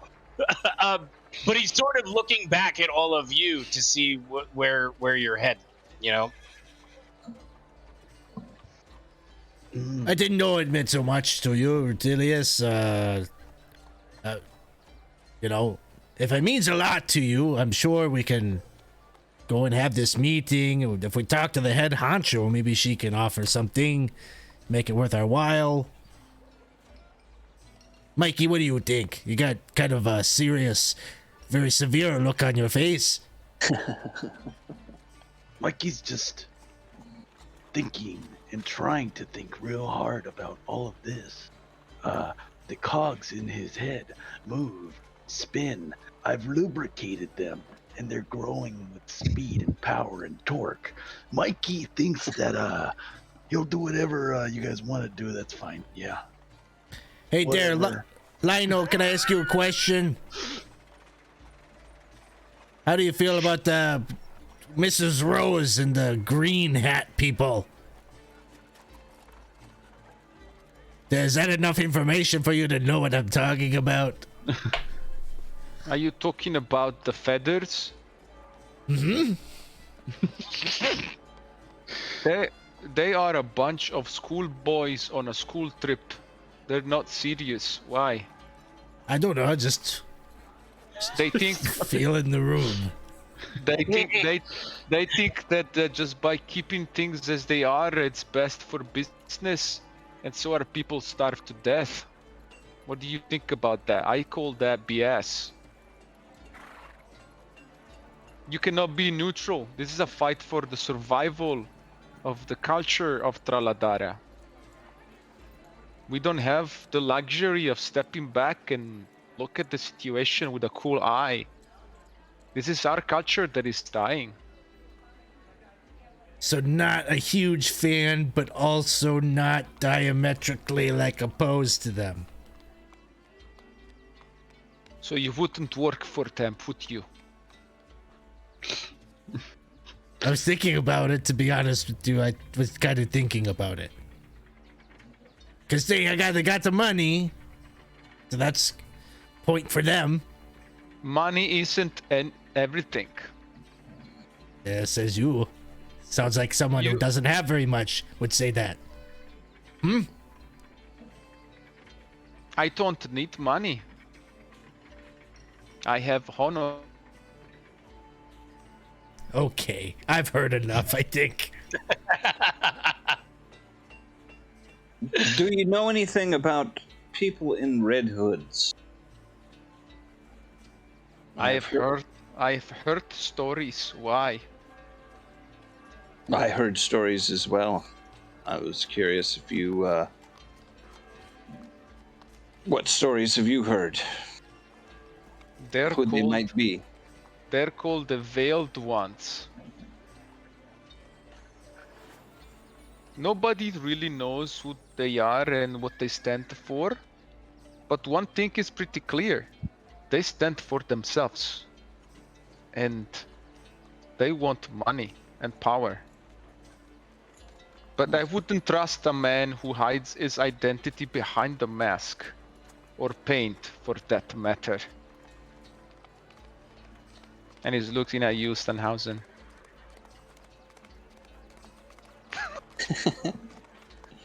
Yeah, okay. I get that.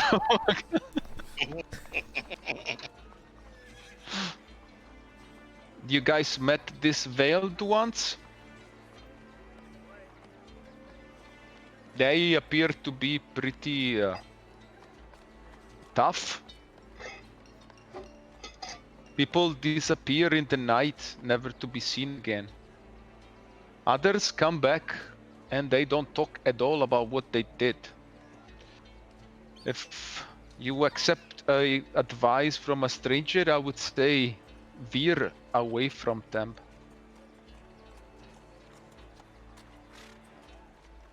Thank you for the advice. A pleasure. Advice is free. Wisdom is priceless. It has been a pleasure talking to you. Have a good day. And if you don't stop him, he's gonna stand up and walk out of the inn. Hey, one second there. Mikey heard a lot of talking, but the action part is what Mikey's all about. What are we gonna be meeting or not? But I think you guys should clarify your position with the painted guy. He seems he wants money, and I said I want your commitment. It doesn't seem I'm getting your commitment, am I? Well, you see, while I may be believe in the cause, my friends here who have more power and influence than I, they are more convinced by the money. So I know the Lady Magda would see the wisdom in having Stanhausen and Mikey aboard into the army, even if they are not total converts to our way of living and the way that we view things. But I believe that it would be her call to make that decision and not yours, as she is the one with the wisdom. No? Give me a persuasion check. You might be able to making change his mind. All right, let's see. Papa needs some shoes here. Nah, probably not.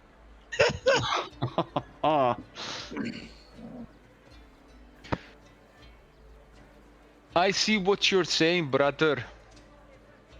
I don't trust you yet.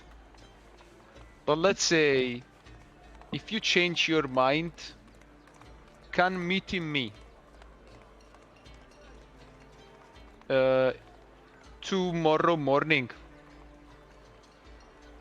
and he gives you an address in the old quarter, not far from where you guys are here. I would say 10 minutes from here.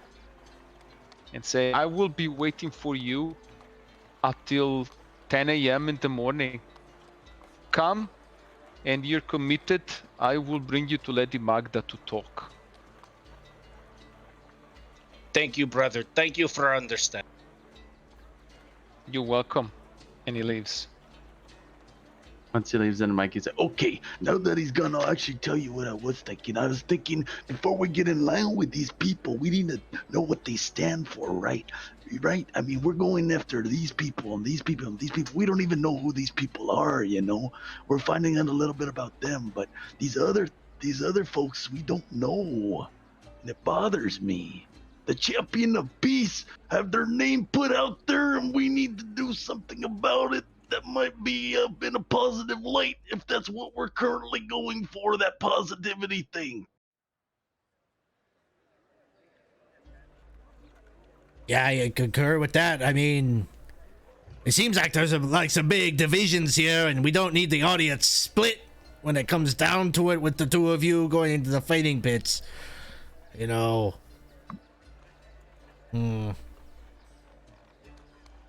I know that the Treladarian people are the heart of this city. There are probably more of us than the Theatans. My recommendation, and I will go with what the team says, of course. You know, you're my traveling family here, but you know, I think if we go with the Treladarians, we will have the people on our side just because that is the people of the city. That is, you see all the muck and the people in the street, these Treladarians, I know them, I see their faces, you know, not the Diatans live high on the hill. We have the people, we have the city. Now, counterpoint to this, I am Troladarin. I grew up in city. I grew up with nothing. So, we're gonna gain favor with a bunch of poor people. Is that good business sense? Nah, it's like the right thing to do. I understand. It's like, you know, gonna oppress people. Like, you don't have to sell me on the rally. I get that. It's very good. Nice things to do, join a cause, but I don't know. What if we play sides versus sides? You know, like the double agent to make the monies. You know. Oh yes, I like that. We take the meat. We tell everybody we on their side, and then we decide what side we on later when we have the information. Should we run after that guy real quick and tell him we're all in? Yeah, I think so. But well, we can meet tomorrow morning. Oh, okay. We go. We tell them I give very rousing speech, and convince you, and maybe go without the makeup, and we win. Well, we can do some of that, I think, but As you guys are discussing, there is an old lady entering the inn. Now you can see it because she clearly does not belong to an inn. She doesn't need to drink beer or anything like that, and she seems to be shaking. And she's going to the innkeeper. His name is, I forgot. Octavian Andrescu, and you've learned his name since you've been here. And she's talking to him in a hushed voice, and he seems shaken by what she's saying, and then looking at you. Can any of us hear what's being said? Yeah, give me a perception.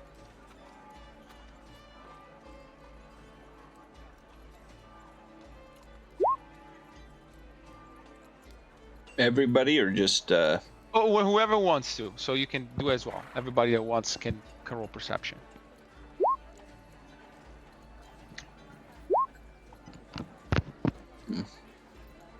It's a 21 for me. You can see on.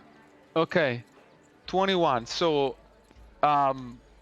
you can hear that she's talking about that demons in her basement, and she wants help. Demons in the basement.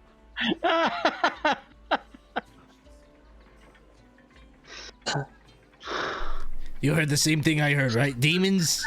Yeah, demons in her basement. I mean, we can all agree that could be a fun thing to do, right? To deal with the demons. Yeah. Yeah.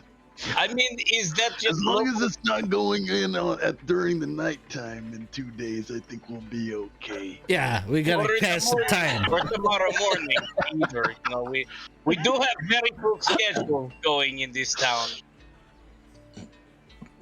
It's a far easier decision than which side of this Traldarian civil war to take sides. Brother, that is very wise of you to say. I agree with that 100%.